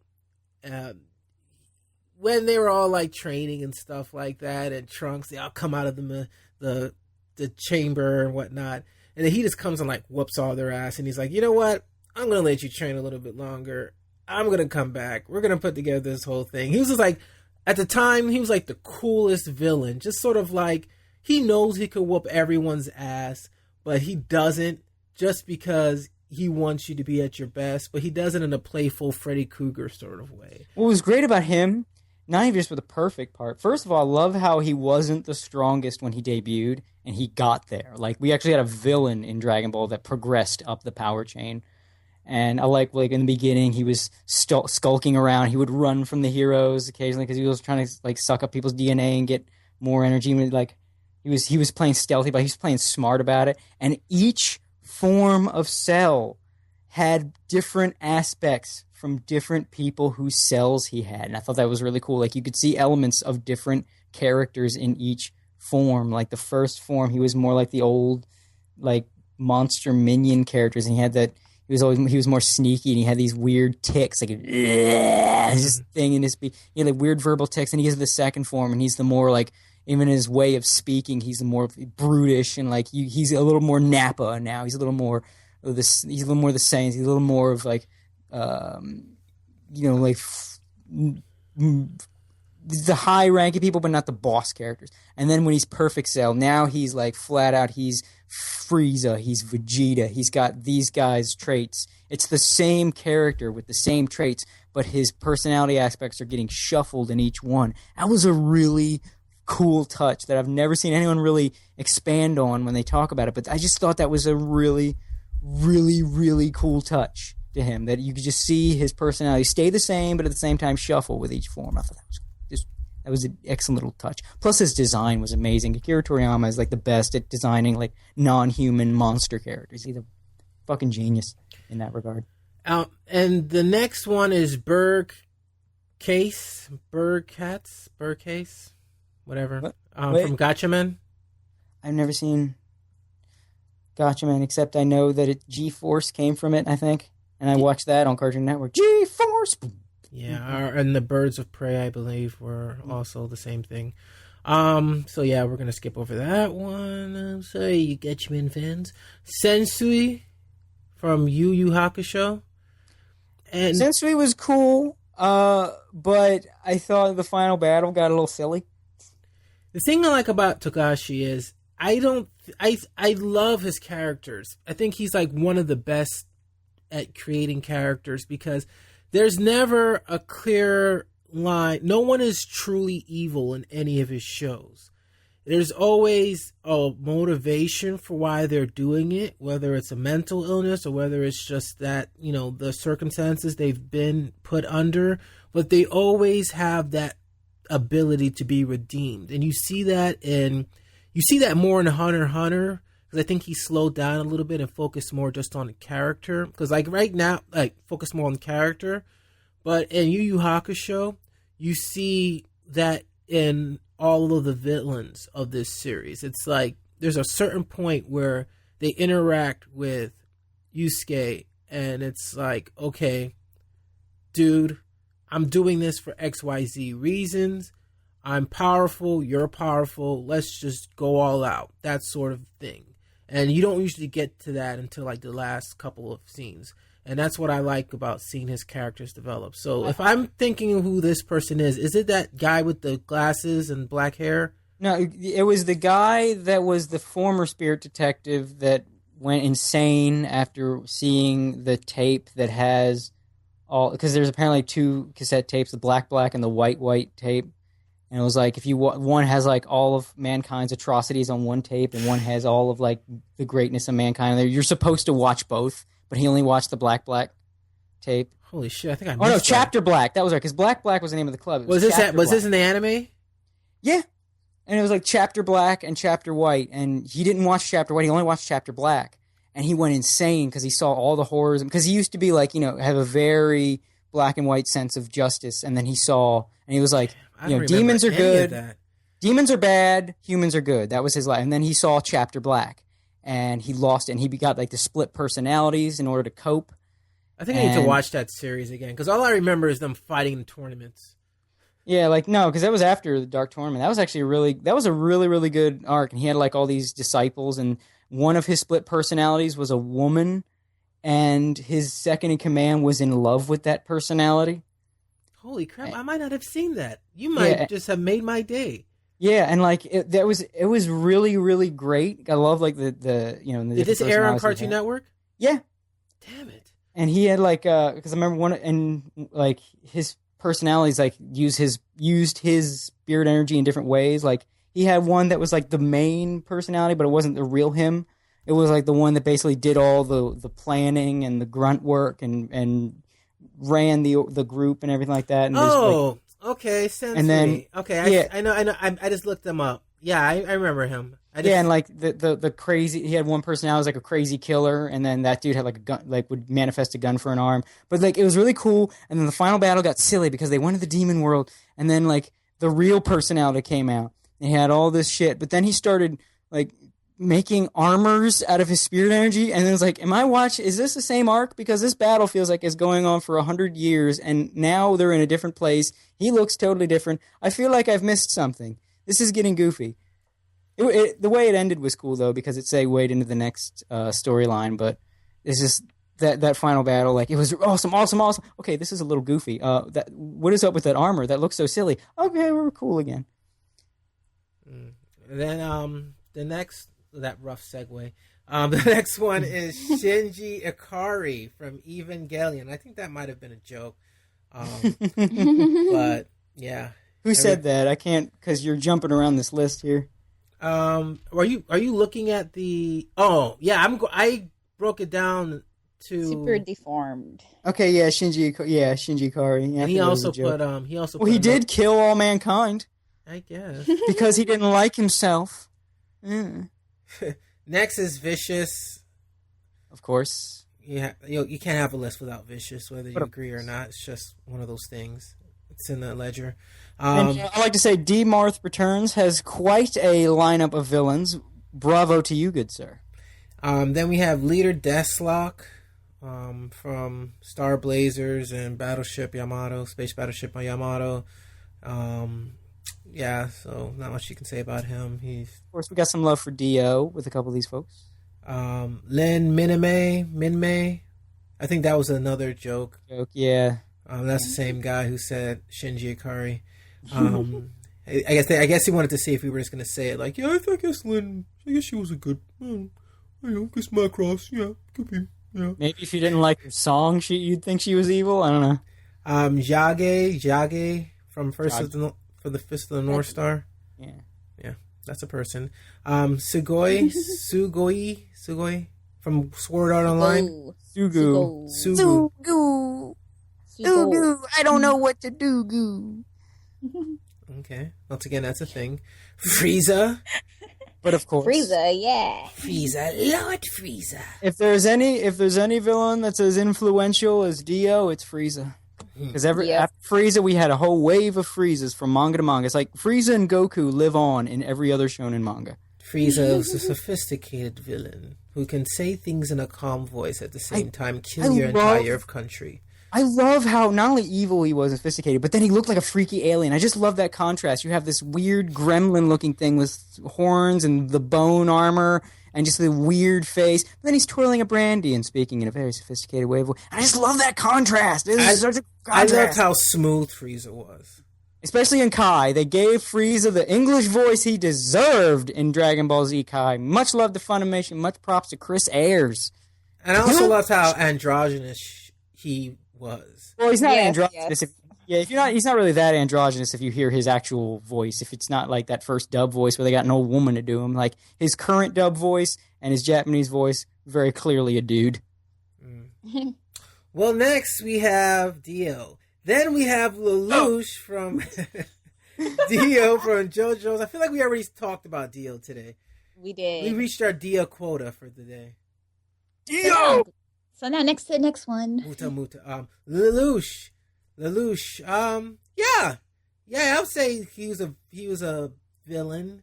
He's a villain protagonist. Yeah, there you go. And as much as Lelouch is like my spirit anime character, I'm gonna skip over him and go to show. A couple people have mentioned Light Yagami from Death Note, and Sean's being a bitch and skipping him, so I'm gonna give you folks props because much love to Death Note. Yes. If you are looking at the list, he's actually in the top 3. I was getting to him.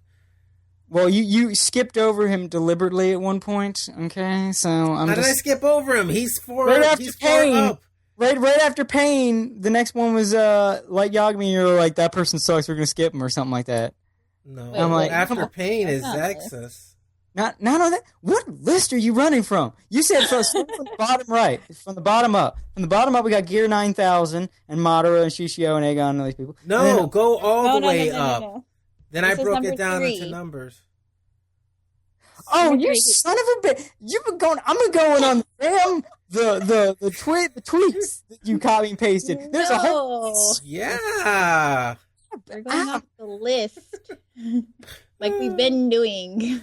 I saw all the tweets, and I was going on the tweets, and that's why I was confused. I'll take your apology in written form. We have Shoujo Makishima from Psychopath. Shogo Makishima from Psychopath. That teaches me for saying names in Japanese. Then we have Crocodile from One Piece. And then we have Makoto. Crocodile. Okay, go ahead. Talk a little bit about Crocodile. One of the greatest anime villains of all time from One Piece. I said, let me just say this, how great this guy is. In order to properly and succinctly explain his greatness, it took me 20 minutes, and most of it was cut out of the Villains podcast that we did that Sean's inevitably going to link to in the show notes. Like, this is an anime villain that does everything that a villain can do flawlessly and does it badass and stylish, and he's like so fucking brilliant. Like, all the fucking the heroes keep trying to foil his plot. His plots are unfoilable. He had to be defeated because he couldn't, like, oh, we'll get to this place and then we'll stop him from doing this. Oh, he planned for that. Okay, we'll get to the resistance and we'll tell them what's going on. Oh, he planned for that and he stopped us from doing that. Okay, well, we'll stop his bomb from going off. Oh, he planned for that. Okay, it's still gonna go. Oh, this person. Oh, the bomb. Okay, it didn't kill everybody. They're still fighting. Oh, we're gonna stop them from fighting. Oh, they can't because he's got people when he made a sandstorm to make all this confusion. We can't stop it. There's nothing we can do because it's fucking Crocodile. You can't stop Crocodile. And then what happened? This motherfucker's so badass. When he was defeated, he took it in stride. They sent him to the world's worst prison. It's literally hell on earth. Like the different levels of prison, like the different levels of Buddhist hell. He's chilling in the bottom level, the worst place. And to him, it's a vacation. Like, this dude is like the anime version of Chuck Norris jokes. Like, he's just chilling. To him, hell is a vacation.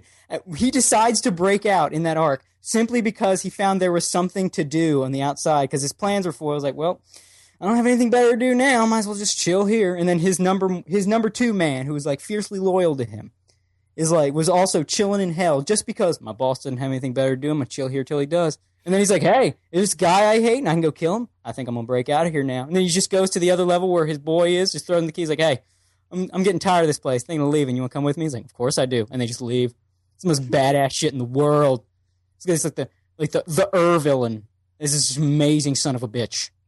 I have a ridiculous amount of merchandise of this one guy. It's a little weird now that I kind of look at my little shelf of Crocodile stuff. And really, all I really need is the Portrait of Pirates, which cost me more money than I feel comfortable admitting I spent on anime merchandise. But I had a surplus of money, damn it, and I was going to make good use of it. And the next person on our list is Makoto Shishio, who was one of my first favorite villains in anime. And if you're not familiar with this villain, he's the dude who looks like a mummy that you see on all the merchandise and all the posters. He is so cool. It's cool. Like, yeah. He makes being a psychopath cool. Just, yeah. His story is, I think he, like, if my memory serves me correct, he, like, gets burned from head to toe, and he blames people for blamed the government, and he was trying to overthrow. But he has like this crew with him that are like equally as powerful as him, and he just kind of just sits back and just lets them do everything. It's just so cool about everything. Like, he rarely loses his temper, but when he does it in such a cool way. And the fact that he's going against Ken Shinimura, the Batosai, the sword. The what is it called? Batosai, the Manslayer. The Manslayer. I think it was nice because up until that point, Kenshin was suffering a little thing I like call Superman syndrome, where a hero is winning too goddamn much, and they start to get on your nerves. Like, at first you're like, yeah, get him, hero, and then by like the 80th time they won, it's like, okay, well, somebody kick his ass. And finally, then Shishio comes up and is like, I heard you needed me. And he looks cool too. Oh yeah. And the next is Lighto Kagami Reito, from Death Note. Yeah. And I love that guy. Yeah, Death. So good. He was cool for me up until like the last couple Season 2. Sorry. season 2. Yeah, I think the show should have ended when he killed that person. And then that's what I'm saying. Yes, it should have ended after season 1. Just end it. It would have been such a good note. That would have been a cool ending for a show too. Like, holy crap! I'll school you motherfuckers right now on why it shouldn't have ended there. Because the whole point of that point that everybody said it should have ended on, that was supposed to be the sort of descent, the moment where this became like the chess game he was in was keeping his ego was getting out of control, but it was keeping the horrible things it could do in check. Now that element no longer existed, after that he was in a position where he basically was able to run unfettered, and he was getting out of control. And then this other element came in, and there's basically the idea of Kira was becoming almost worshipped by people now, and it was just ballooning. Like now that he didn't have this thing keeping him under wraps, it was just snowballing, getting worse and worse. And finally, then he collapsed under the weight of his own ego. And the whole thing happened. And it was the sort of predestined moment that Ryuk talked about at the very beginning of the series, that Ryuk pretty much knew that was going to happen. That's why I love Ryuk, because Ryuk knew all this shit was going to happen. This has been a game to that motherfucker from day one. Ryuk was like us, the audience. That was great. He was us. He was I really don't have any actual feelings for any of these people because they're not real to us, or they're not my people. So I'm just going to sit back and watch this entertaining spectacle. I love this shit.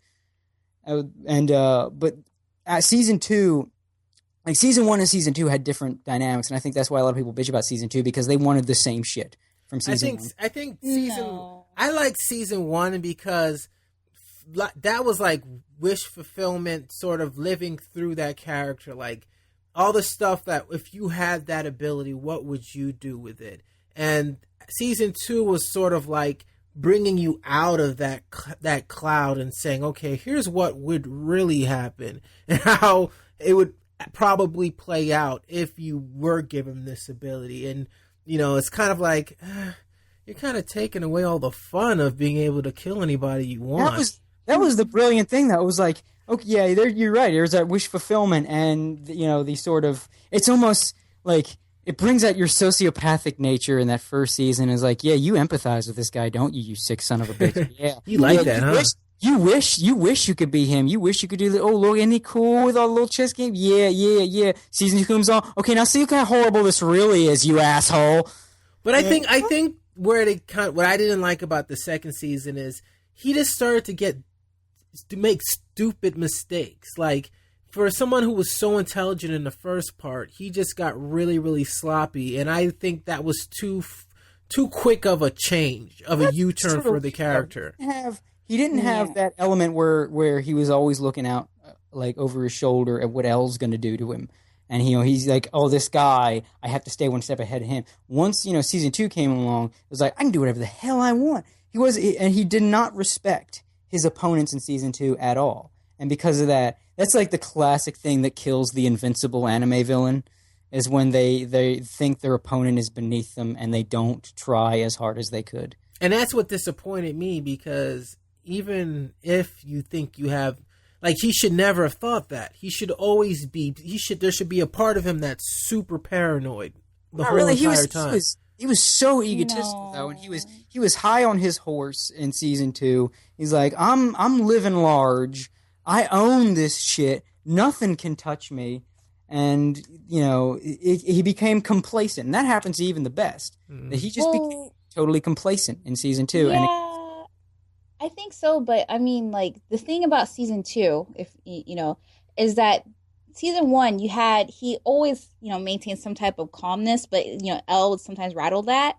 And then once, that whole game ended in a new game, there's these other players that they had too much ego themselves, more than L did. And it was almost like, I really don't care about these egos. I'm more about catching the rat in the cage. And the way that it was done was like, well, no shit.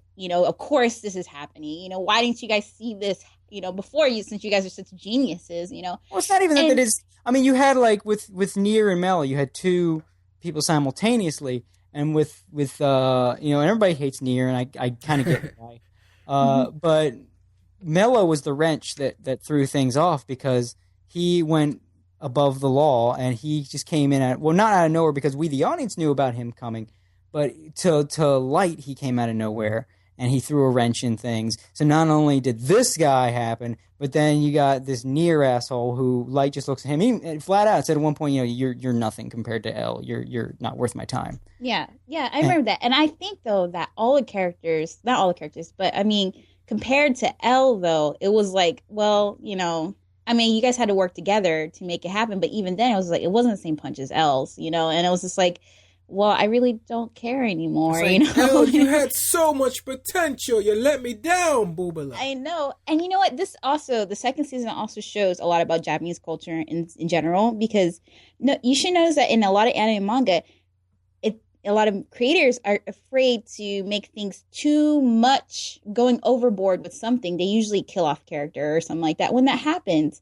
And it's just like, no, like some people do get too much of this stuff and you want them to implode, but we're not going to use this as a representation of what happened in Japan in World War II. No, we're going to, it's all about going back and pulling yourself back in Japanese culture. But in the anime, it's like, it's almost like a punishment for going too far and something happens to you, So for Light, that's what happened. He went too far with being egotistical. And then, Japanese manga threw him back. He was Icarus. Well, if anything, he was like egotistical at that point from the beginning.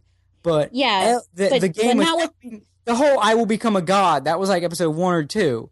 But like L kept him in check because he couldn't go around doing all this crazy shit because he had to keep L off his back. Once that was no longer in play, then it's just carte blanche to do whatever the hell he wants. He wasn't thinking about saving his own ass so much as he was, he thought he was untouchable, so he let his guard down. So it makes sense. And stuff like this happens in real life all the time, too. You have, we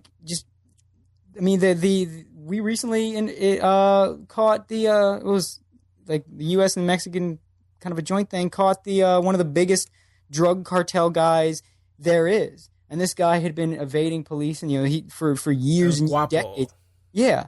And this guy had just, for years and years and years, he was untouchable. And then, they get him, coming out of a restaurant with some of his guys. And then it's just, this most unceremonious, one little, when you're in that world of evading the law, one tiny little slip is all it takes for everything that you've built to come crumbling down. Look at Al Capone. Yeah, I was just about to say that. They got him on tax evasion. There's always this one little thing is all that it takes. And Death Note perfectly encapsulated that. That's one of the reasons I like season 2, because it was yeah, okay, Light, you won, and now you got your little world that you're crafting and all this stuff, but you can't keep this up. And you keep building and building and building, and you're so high on yourself, he's obviously not going to be able to keep this up. And the heat's not off you. You're not out of the woods. And in fact, you've got more heat on you. The more you succeed, the worse it gets when you're living this kind of life. And eventually, the foundation crumbled under him. And that kind of goes back to what I was saying a little earlier. In my depressive, in my moment of talking about depressing crap, I think Light secretly enjoyed the time he spent with L. And after that, he was kind of lost. He kind of lost himself and his ability to be sharp because he didn't have his intellectual, or at least he didn't feel like he had his intellectual equal. And after you kind of hit that point, it's where you're at the top and you're looking for that high. If he's if he's a smart person, and that's kind of what he prides himself on. If you don't have that ability to push yourself to the limit, if you don't have that, same thing with Vegeta. As much as he was frustrated about, his relationship with Goku, I think secretly that's what made him feel alive, knowing that he wasn't the best, that he had something to strive for. So, huh? I think he admitted that near the end. I think in anything you do, it's about getting there and hitting these little landmarks. And I think with Light, at a certain point when, he succeeded in what he was trying so hard to do, was kind of okay, where do you go from here? And that's where the second season came in. But moving on, because we can turn this into the Death Note project, we have the number 1 with actually not number one. He's tied with Madara Uchiha. And if you're not familiar with him, Rock Monster. He is right now, I guess, the current main baddie in Shippuden. He was the original Uchiha. And that's the same person. If you're a friend of Sasuke and Itachi, that's that clan. And I'm a little behind on Shippuden, but from what I gather, he's you can't beat him. He's invincible.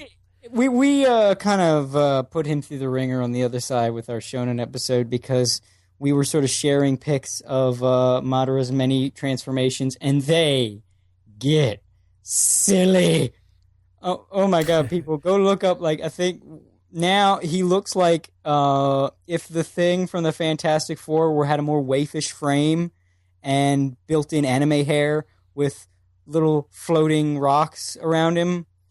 And it's the silly, but he's got a weird staff, and then he's got little parts sticking out. And it's like if Naraku from Inuyasha, when he got the really cool full demon form thing, if that had a baby with the Thing from the Fantastic Four, and they just shoved some anti-gravity shit up his ass. Also, he has, I think it's a bunch of eyes or something on his back. But here's the cool thing about him, though. It's silly looking. Right where he's going through right now is silly, whatever. But just the way the whole story, where they're going back and how he planted seeds throughout the entire series, or how he's been basically responsible for everything that's happened up until this point. All the little nuances that you've seen throughout both the original series and the Hurricane Chronicles, the little things that have happened with all the characters, even some of your favorite characters being killed. He was pretty much the puppet master the whole entire time. That alone makes him a pretty interesting character. All the stuff that's going on right now, I can't really speak to it because I'm a little behind, but just the little bit that you do know of him, and even the fact that one of the main characters that you thought was him, that was kind of leading the charge, was still being puppeteered by him. Some of the coolest groups in the thing was orchestrated, seeds planted. I think Tight Kubo's going to sue somebody. Or whatever. I mean, you can say this person's taken off of this person, or this person's taken off of that person. I mean, that's really here. It's hard to say, you know what I mean? But I think he should be on this list. And yeah, so that's pretty much who is your favorite anime villain. Felt like we were on that forever.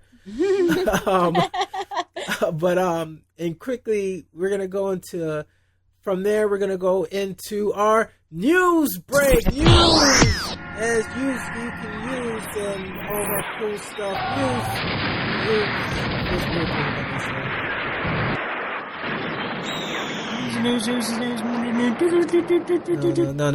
The moment's passed. We're going to move on. So Attack on Titan movies. Hey, what about that? An Attack on Titan movies, live action and a compilation animation movie that has been announced for next year or 2016 or something like that. If you like Attack on Titan and you don't want to watch all 15 episodes, you can get one movie and you can get the first 15, then you get another movie, you get the next 10 or whatever. And that's Didn't they already do live action Attack on Titan porno movie? I think so. I think it was called Attack on, I don't know. Attack on Vagina or something. Yeah, Attack on Titars. Attack on Titan.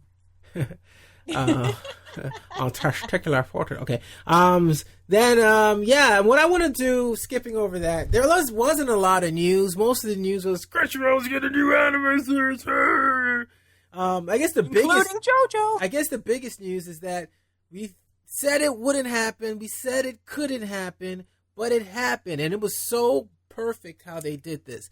Crunchyroll announced that they were going to be simulcasting and releasing all 3 seasons of JoJo's Bizarre Adventure on their platform on April Fool's Day. But it wasn't April Fool's Day. But it wasn't April Fool's Day. And no one ran with it because everyone swore it was an April Fool's joke. And then the next day, when it was still on their website and they put out a tweet, we're really going to have JoJo's Bizarre Adventure. This is not an April Fool's joke. I think everyone got super excited. And now people can actually watch the series without feeling like an icky bad guy. And I can finally watch the show for the first time on Crunchyroll. So that's super cool. I guess they figured out the license problem that no one could figure out for the last 4 years or however many years since the first series came out. I think 2012, right? I think so, yeah. Sounds about right. Yeah, it wasn't actually that long. It was more getting the anime. What was the big deal? Anyways, I know think they had it was the licensing rights to Roundabout. I think that's the same thing that's delaying there being an English dub is the licensing rights. What is not allowing you, not allowing? Well, it's harder to get because you have to pay more money to get the rights here. Because I actually went to school for television production way back when I went, and I learned that when you license a song for anything, you have to pay. And this is in America because it's different in other countries, and it's much cheaper in Japan to get a song than it is here. And you have to pay 3 payments. You make a payment for the melody, you make a payment for the actual master copy, and you make a payment for what's called context rights. I think that's still what they call it. That's the term I remember. Context rights is if you have to pay money to use a song outside of what the song was intended for. For instance, you know how the Ford commercial, rights. like you know how Ford will use like that the Springsteen song "Like a Rock." Like a rock. Well, obviously, since he wasn't singing about Ford trucks in that song, they have to pay those context rights in order to use the song in Ford commercials because they're using the song for something other than the song was intended for. And I would assume that they would also have to pay the rights for that here in America, and that's probably, again, I think that's what's holding up the dub because Yes didn't write Roundabout about JoJo's Bizarre Adventure. So in order for them to use it, they would have to pay those rights, and they have to pay it for every single episode that it's in. So let's take it out. Who cares? I'll make a parody. It's integrated in the episodes. Like it's not like let's do Love Machine. It sounds about the same. But you have to pay the rights for the Love Machine. Then do a parody of it and have somebody sing it as a joke. I'm just a love machine. But then it's not going to work with the mood of the show. But then you get JoJo's. You have those awesome. It's a trade-off. You either get the series with the jokey ending song, or you never get the series in English. If these goofy name changes in the All-Star Battle video game or any indication, let them take as much time as they want to procure all the rights they need so that we don't have more. Because I don't know if y'all heard All-Star Battle's coming, but they got to change some names. Now, I'm hoping, obviously, these aren't going to stick when the anime comes out. What's up with it's like I'm watching it, and before I saw it on Crunchyroll, it was called Ripple, and then in the Crunchyroll version, it's called Hamon. It's Ripple, but Hamon is the Japanese word for Ripple, and some people like to be dorks and not translate it, even though it's supposed to be Ripple. Because in the episode, it's like Ripple something, and then in the series, they call it Hamon something. Whatever. So JoJo's Bizarre Adventure, that was the biggest news from the last week, and you can now watch your JoJo's, and by this time this comes out, the second story or series will be out, season will be out as well, so you'll get all 3 plus the new episodes as they come out. So now we can all talk about JoJo's without feeling like we're icky piraters, without feeling like we're on the Straw Hat crew. So be like your old pal Cody and make it part of your new Friday ritual, because if it comes out Friday mornings and I don't wake up till the afternoon, so now I can start my day the JoJo way every Friday. It's a beautiful world we live in. Start my day the JoJo way on Fridays. Yep. That sounds like it should be part of an ad. So my goal with the next couple of weeks on this is to watch at least one episode from all the shows that are available on Crunchyroll. And if I could figure out the way Funimation has their thing set up, I'll try to do Funimation as well, just because. And yeah, that's it. And I've got to one. I wanted to watch Captain Earth, but I got tied up with another thing. I won't go into in detail. But I decided to go to the most extreme case of a show that I knew I would never watch, only just because I know I probably would never take a long time to get to it. So I watched La Corda d'Oro Blue Sky, which as I started watching the opening sequence, I knew immediately off the bat that the show wasn't made for me. And I was like, oh, I'm already in it. And turned out to be a male harem show. And it's about this girl who... It starts off with this girl playing a violin, and she's like 5 years old, and everyone's like, oh my god, you're so amazing, you're so amazing. Flash forward, and she's still playing, and I guess from that same day, it was like a long show, so she's still playing, and she doesn't look tired at all. And I'm joking. And then, so she is going on a trip with her friend, her blue-haired friend, and the blue-haired friend is agitated for some reason, but they're on a train, and they're going to see a childhood friend from at another school playing at a concert with two other dudes who are really good. One's playing like the electric violin. I'm playing electric violin. And he has that weird anime disease. You know, the disease where you have blonde hair and red eyes. I see that in a couple of series. I don't know what that's about. Anime albinos. Yeah, I don't know. But I see it like in all these types of shows. They always have blonde hair and red eyes. And, so you have these three people playing. Oh, he's a Twilight vampire. And they're all awesome. And they're playing. One plays electric, and he's like, he has a fun style. The other one plays deep, sad music. And for some reason, he's like stink-eyeing the main girl who's in the crowd that's like, everything's so great. And then the dude she came to see is the glasses-wearing dude. And then it turns out, hey, we're going to have this big competition where all the schools in Japan are going to play for see who's the number one school. And then the guy with the glasses who they came to see gets everybody together. He's the president of the orchestra club, and he says, hey, we're going to enter this and we're going to win. And by the way, you two who came to see me, I moved all your shit into this place and you're going to my school now. And they're like, what? And he's like, and I'm like, that's not how it works. He's like, you have to ask for permission before you touch my shit. They didn't say that because then that would make the show awesome. But then she's sleeping and she's having a dream, and she wakes up and she's cooking. Thinking. I had time to think about it, and I think it's okay. And the other dude, who happens to be the brother of the guy with the glasses, that's why he was so agitated, because it's like, I play violin all the time. You never want to see me play. And so he was getting upset how she was getting thing. Needless to say, I actually enjoyed the last half of the episode. I'm pretending like I didn't, but I did. But it's pretty much music, classical music, and who's she gonna like at the end of the series. It was based off of a dating sim, and probably never gonna watch it again with all the crap that I have to watch this season. But it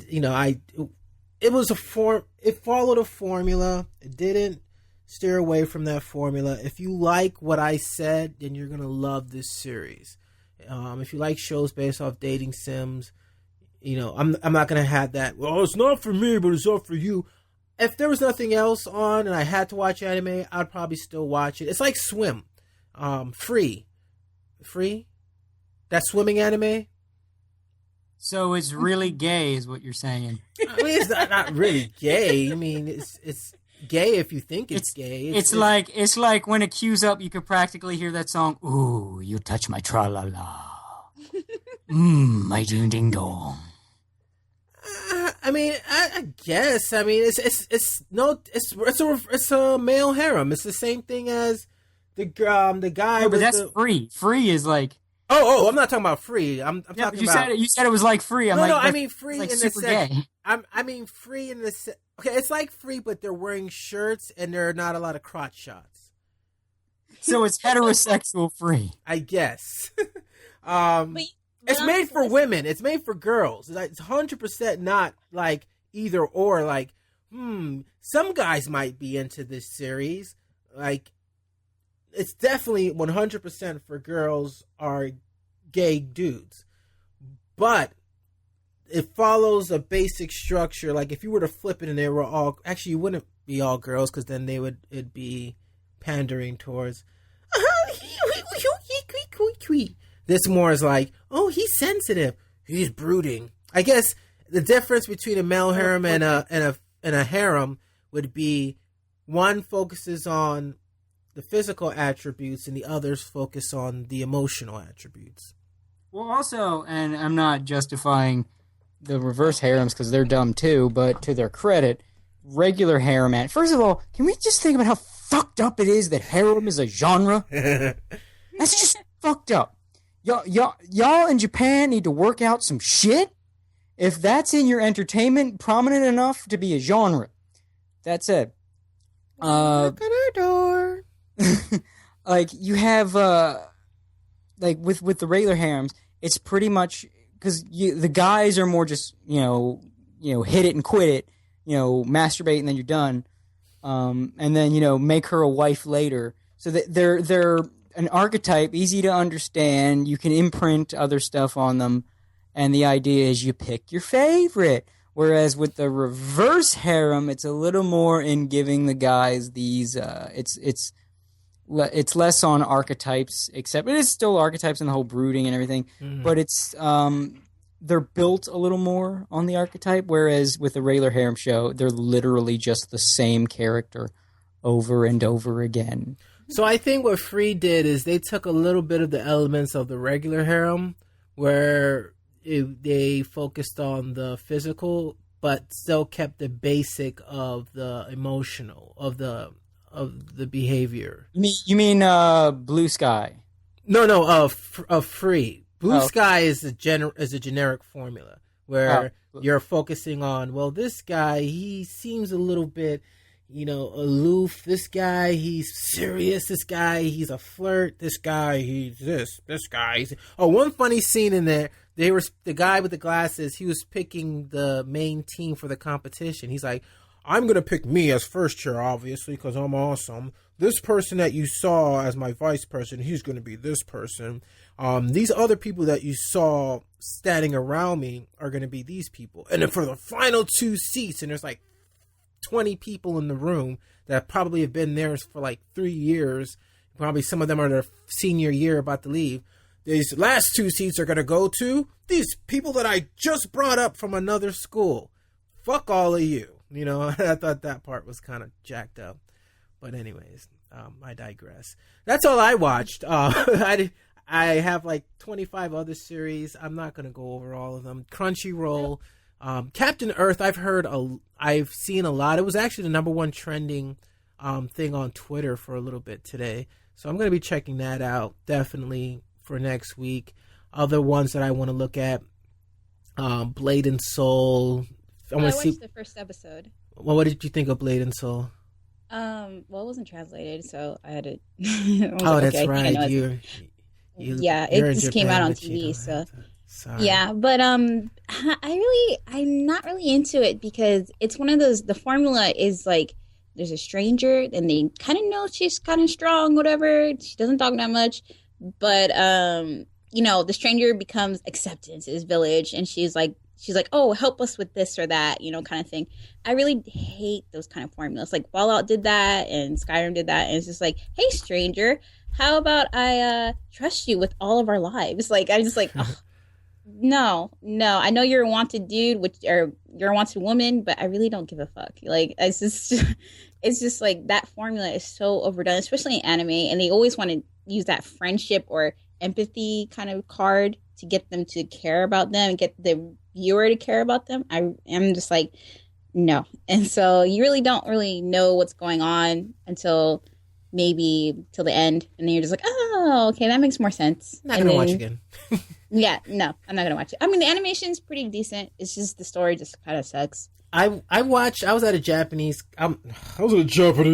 anime club on Friday, and they were actually playing this, and I started to watch it, but then it got out of sync, and it was just too hard to follow along. But I did get it to a point where this dude was pissed. He pissed his pants, And, yeah. And, And he goes off. He's like, look what I did. And it's just like, oh my god, it's so Japanese humor right here. And I'm like, I really don't think guys would actually go and show what, I pissed in my pants, even though I'm a grown ass man, like to the whole village. Like, no. Yeah, so I'm like, no, I'm not gonna watch this ever again. So maybe some people might like it if you really like, like stuff like that. The stranger that becomes a hero and kind of empathetic, even though they're supposed to be a hard ass, So well, usually you play those games and they have gameplay and some kind of fun factor. But if you've ever wanted to just watch that shit with no interactivity, just go for it, dude. But I did watch. I also watched but checked out, I guess, the Kamigami no Asobi, which translated it means loosely God's play. So that one's a harem, as you guys are talking about. And it looks like the kind of harem that you would see in Vampire Night. And, they all have these really high class like uniforms. And everyone is like a different god from different cultures. So you have from Egyptian, you have from Roman Greek, and you have from Japanese and whatnot. Yeah, I think that's interesting because I love mythology. But then it's just like they're all mostly men surrounding this one girl, and she's human. Yeah, so we looked at that on the other side when we looked at the season preview. We got a lot of material out of that because that's a really horrible premise. Yeah. I watched it. I was like, no, I hate harems. What Greek god do you think she should bone? Let's just take all this interesting mythology and Before I forget, as far as manga that I would like to see into anime, even though I didn't see read this manga really, you ever heard of After School Charisma? Nope. Yeah. That seemed like an interesting premise. It was pretty much like famous figures from American, or not even American, but just famous figures from world history are reincarnated into students at this school. That sounds horrible. Yeah, I can see where that's going. No, but I don't. It's not like a harem or anything. Not a harem, but it's not like. I think there is actually like a psychological mystery. It's like Future Diary or some that type of vibe. More of that, not and less of so and so and so. So, but that's kind of reminding me what you were talking about. But now I'm gonna kind of just go away and stop talking. And the other one that I watched too was called Majin Bone, and actually it's the name of it's actually more like it used to be a card game, but now they made it to an anime series. But actually the animation is really good, actually, I think, and the characters are pretty funny, I think. But it has a lot to do with reincarnation too, and fighting. So what? What'd you say? You kept ending every sentence for a while with "I think," so I just kept ending all your other sentences with "I think." Whoops. There's always something, and you think this time, or I think. So yeah. now you're thinking about everything you're saying. Yeah, I am, because I'm that's okay. funny because vocal fillers. Like I learned about vocal fillers, and then you listen to people give presentations, and then you hear it, and then when you pick up on it, it's like you're waiting for them to say it. There's some people who have it really bad. Oh yeah, we know. Actually, one of the guys that's guest hosted a couple times on the other side, we just call him Bonglorio. He's a awesomely insane Southern dude, but he likes like a motherfucker. He'll just give this bizarre, whacked out scenario that can only come from his strange little mind, but it'll be privileged. Think like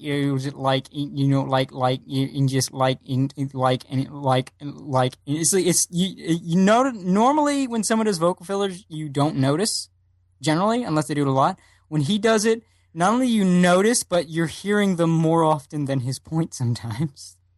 My favorite one is "All Right." Like we had somebody that was doing a presentation or talking about like computers and crap like that, and they would go do a full sentence, perfect, great sentence. All right, it's hilarious. Listen to the next time someone talks. Now, go ahead, JD. What were you saying? The next one that I'm going to skip down, but the next one I Didn't watch. I just know because it was a manga, a 4-panel Yuri manga. First was that Unigami-san to Nekoyama-san. Basically, it's about girls. Okay. Do you guys know what Sex Pistols are? Not the group, but I mean the manga or the anime. I just know the group and the stand in JoJo. Okay, this is basically a Yuri version of Sex Pistols, and people out there know what that is. But it's basically these girls that it's kind of like an animal universe. They're kind of geared. They go towards each animal, and either dog or cat. And so Inu means dog. So they're furries? Cat. What? So they're furries? No, they're not furry. They're people. They're kids or whatever. They're teenagers in school, but I guess they're really like dog-like or cat-like. So they're kind of categorized that way. So, and it's about these two girls. One has more like a dog qualities, but she likes cats. And this girl who has more cat-like qualities but likes dogs. And they kind of become a couple. So it's a Yuri manga. That sounds like the goofiest thing there ever was. They have a lot of that in Yuri and Yao. So Sex Pistols is the equivalent, the Yao version of this, basically. So yeah, I read it and why can't Japan write a homosexual love story that isn't goofy as hell? Because then no one would buy it. It's like it's always like it's always just weird and strange or creepy, and it's always got to be yaoi or yuri and have all these stupid same trope things. It's all the fucking same, and it's just they're not even there to tell stories. They're there to be either jerked off to or schlicked to. It's like, would you just make a good homosexual love story?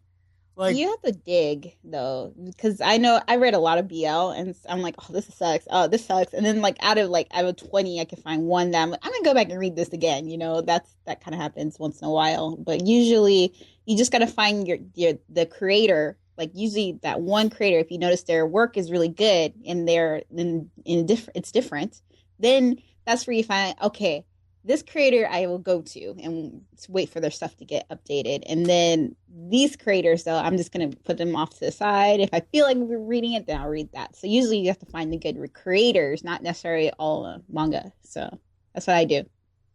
That's the same way with any manga, really. Yeah. But I mean, it's harder with BL because all the otome and everything. So you'll find like a lot of trash out of, like, if you find a lot of trash in manga now, like just regular manga, shoujo or shonen, whatever. Okay, it's like to the 10th power of BL and stuff. That's like level 3 of being an anime or manga fan. Once you start paying attention to the creators. No. That's that. Yeah, it is level 3, but JD's talking about level 5. When you start paying attention to the creators of boys love manga. It's like you got so bored of just conventional manga. It's like, I need to challenge people. That's how hard it is to find a good story, So that's what I mean. Like, I'm sorry, guys. I do. I mean, I am, part of the manga corner. So of course, I read a lot of different kinds of manga, even manga I don't like horror or whatever. But yeah. Anyways, speaking of horror, sort of horror. There's the file of Kindaichi Returns, and that one's really awesome. Okay, the manga is really good. I think a lot of people like Case Closed, aka Conan, but I think this is a little more grown up, even though he's still a high school kid in this. So, and people die and stuff, and it's really gruesome. And I think it's really smart series, and they actually have a live action coming out too. I think in Japan. Yeah, so I would suggest to watch this one. I think it takes Case Closed. It closes the case on Detective Conan.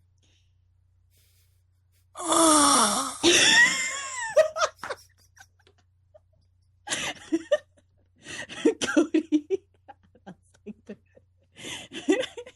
Oh, you want me to actually answer that or no? No, I was just giving a bad pun. Yeah, those are the ones. Those are the ones I know of, and those are the ones I kind of went on my way to watch and find. So the only one I probably want to watch is Imagine Bone because I like the animation and the characters are funny. So that's the one I would watch. And JoJo's. Go ahead. And JoJo. JoJo. Oh, I love that song. You can tell the guy that sang that song. You tell the guy that sang that song knew it was a big deal to sing the first theme song to JoJo because he goes the fuck out. Especially if anyone's ever heard the full-length version. At the end of the song, he stretches the first Joe in JoJo like a Mexican soccer announcer stretches goal. Like it's just like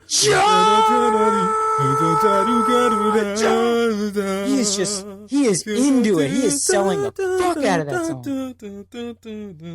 song. I would have paid money to see what he looked like in the booth recording that song. You know, he was just like he was like squatting and shaking fists and red in the face. That would have been a ball. He's like, I need another bucket. This dude is shitting himself. He is really going all out. Go at it. Useless. Yeah, so we're gonna continue to cover the spring. We have so much to talk about, so many shows that we didn't even cover, and it's just anime-rific. And if you like anime, you'll love some of these shows, and if you hate anime, you'll love some of these shows for this new spring season. Just ask Cody and listen to the other side. I don't hate anime. You just hate about 99.9% of it. No, 90%. It's Sturgeon's Law. Sturgeon's Law is in effect. Yeah, in effect, y'all. And that does it for our special 2-hour episode of the A3K Podcast, where we talked about... Feels like we talked a lot about nothing. In this... New bit. Yeah, so... No, I'm just kidding. Like last week's episode, I felt that way, but then I listened back, and I actually really enjoyed listening back to it. Not to, like, you know, be self-masturbatory or anything like that. But, yeah, that's it. So, that's my third closing. I have to do 7 of them before the show actually ends. And actually, yeah, I have to do another one. Crap, because I have to say, what's up with you guys? So, what's new? What's going on with you, Cody? Anything new you want to talk about? Same shit, different day. Still updating Cloud Scratcher. Look for that. This week's probably going to go up late, but then again, this will come out after the update. It's probably going to go up a day late. But yeah, generally it's every Sunday. New pages, new juicy plot developments, and crazy cartoony adventure. It's good times for everybody. Go read it. And that, and drawing, and playing Blaze Blue. Oh, and also playing another game that I'm going to shill for because I help with it. Mega Man 8-Bit Deathmatch. I'm going to go play that. It's helped like, with it? No, but I mean, I'm not working on the game proper. I work on a game mode called Justified Classes. And it's basically, you like Mega Man? It's a Mega Man first-person shooter. It's got, like, all the shit, all the Mega Man you could ever want in a first-person environment. And it's really fun, and I've been working on that. And where would one get this? You can get it at cutstuff.net, and you can find the Justified Classes game mode. You can download it on their forums, or if you can set up Doom Seeker to get WAD Seeker. It's a complicated setup that I'm not even going to get into here, but you can also get it that way. There's many ways to get it. Point is, play the main game first. It was really fun. Mega Man 8-Bit Deathmatch at cutstuff.net. You go over there. You'll find it. It's easy. It's fun. You'll be addicted. Lord knows I am. And I'm also addicted to Blaze Blue. And I'm addicted to drawing pictures. So much so, I've been drawing during this podcast. In case anybody has been... And I don't know if my was ever picked up a couple times, blowing eraser dust. Yes, for this entire podcast, I've been drawing a comic page. Nice. And JD. What am I doing? What are you doing, JD? Creepy, but I kind of like it. Actually, the Manga Corner, we're going to be holding a giveaway, actually, for basically aspiring manga artists and whatnot. And it's based off of I had a post on my blog called Screen Tones for Manga Artists Outside of Japan. So those of you who are outside Japan, or even inside Japan, if you're listening to this, If you want to get free screen tones, you can actually go to my blog and find the screen tones giveaway. And it's just to celebrate this blog post that's become one of the top blog posts on my blog in a year. So, and it's the anniversary of that. And also one of the first episodes of the Manga Corner with Colton, my new co-host, this month also. So we're celebrating that together. So free giveaway for manga artist. And what's your blog again? My blog is jadesescape.wordpress.com, and there'll be a link in the show notes. There will be? Yeah. The giveaway is until April. JD's telling Sean Russell what to do. Yeah, I like that. Girl's taking charge. Ew, you sound like the narrator of like a B movie or something right now. You sound like the narrator of a sci-fi movie. Look out, it's a shark ghost. It's coming at you in the slip slide. That's a real movie everybody should go see. Shark Ghost. It's like a ghost of a shark that attacks through water, and there's a clip that I fell in love with as soon as I saw the clip of a fat kid going down the slip and slide. It's got like a little shark mouth shaped thing the kids go through, and as soon as the fat kid goes through it, the ghost shark busts across the slip and slide and eats the kid. It's the greatest piece of cinematic movie making I've ever seen. Is it as bad as Sharknado? It's that kind of awesome bad that I fucking love. Like, there's a scene where the shark gets people through water, you see. So this guy drinks a glass of water, and then the shark bursts out of the guy and blows him in half from materializing inside the guy's body because he came through the water that he drank. Shark Ghost. Or I think it's Ghost Shark. One of the two. That makes more sense. Go see Ghost Shark, people. Go watch that shit. That's a sequel to Ghost Dad. Oh, we're going to get you through the water. Go through the water and you thought Jaws was something. Wait until you get home. I'm Jaws. That kid ate too much Jello pudding, so I ate him. Camille. All right, sorry. Go ahead. JD, are you still there? Did you quit I on just us, let you guys JD? do your Cosby voices because I like listening to them. Yeah, JD likes Cosby. All right, now back to the creep boy. Oh, yeah. Yeah, so the giveaway will be until April. I'm going to just give it a couple weeks, so April 19th, a week after our release of our first episode with Colton. So for the Manga Corner. So a giveaway if you want screen tones. Go get those screen tones from the Manga Corner. Screen tones. And then as far as me, anime3000.com, always got to do new things and put things up, but I hate saying, hey, I'm going to put this up, and then I don't put it up, and then I look like the freak that I am, and I don't think that's cool. Don't watch the Muppet movie, because that movie sucked.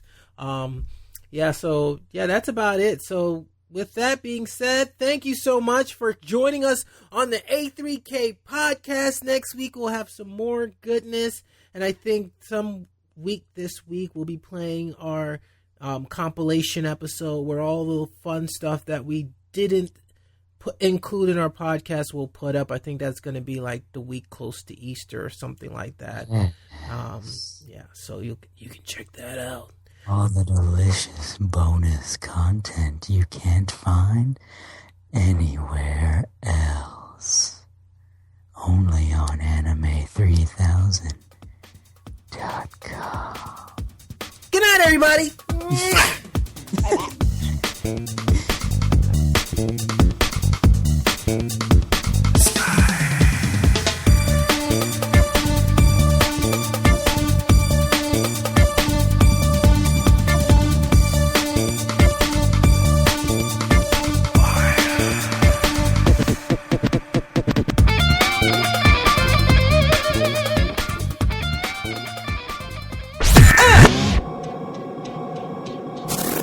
Thank you for listening to the A3K Network.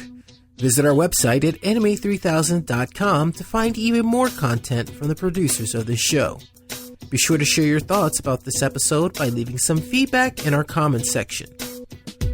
Want to be featured on a future episode? Send your questions to contact@anime3000.com and address it to the podcast of your choice. You can even leave a voicemail at 954-780-6201. That's 954-780-6201. And as always, thank you for being you.